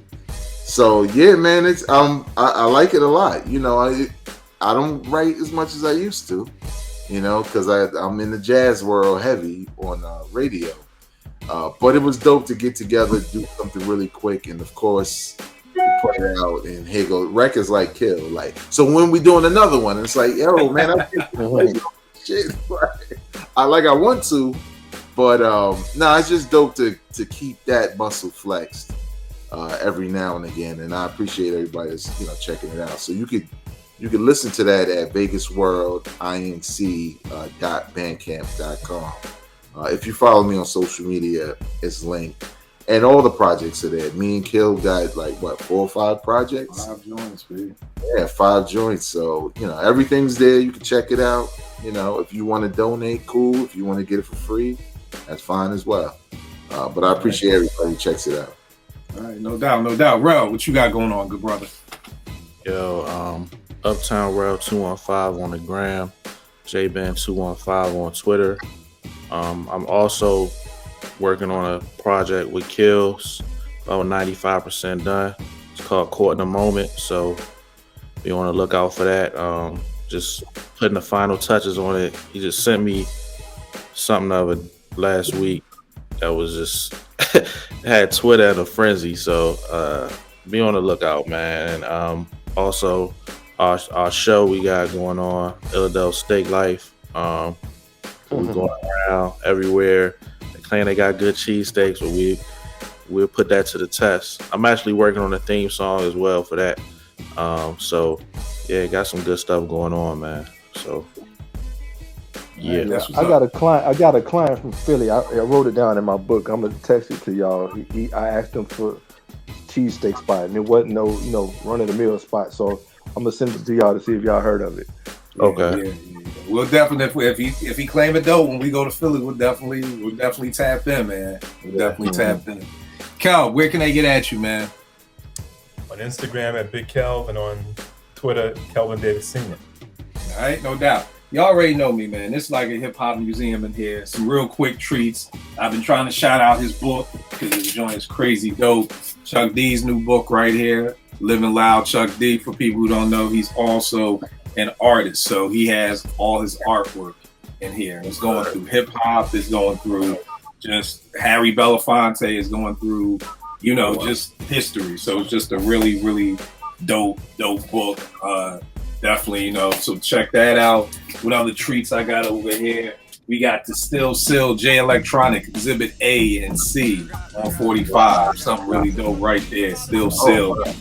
Treats right there. And you got the 20th anniversary of Nas's The Lost Tapes, which is actually kind of dope too. And then on 45, you got the original Represent premiere mix, which is the OG joint right there. You already saw the Eric B. and Rakim. This trips some people out right here. You got the breaking figures right here. You got Turbo. Oh, my nigga. Oh, man. You killed. Oh, man. Where you going to get these shit? Yeah, for real. Yo, that's crazy. That's How crazy. you got that? Again, getondown.com. Getondown.com. That is your one spot. I will say this, like, shout out to Tanya. Tell her I said what's up. My wife, Kill, I can't even do that. She'll look at me like this nigga buying toys. yo, that's the running joke in this house. Naomi will be like, when the toys just came out, I'm like, action figure. Okay? What are you talking about? Oh, Daddy, one of your toys came in. I'm like, oh, Daddy, one of your toys fell. I'm like, action figure. This is not a toy. He has no arms to play with. Okay, a toy is, whatever. So. So now I feel you, bro. I get joked on all the time, but I'm like, hey, I could buy liquor and weed and crack, or I could buy action figures. Take your pick. I can make it happen either which way, whichever way y'all want. You know what I mean? So, you gotta be running out of space.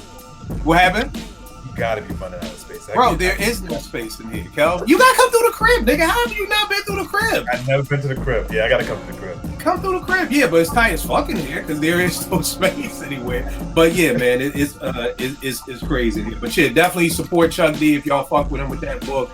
Something that's really dope. Kill 889 Twitter, IG. I will check y'all next week, good peoples.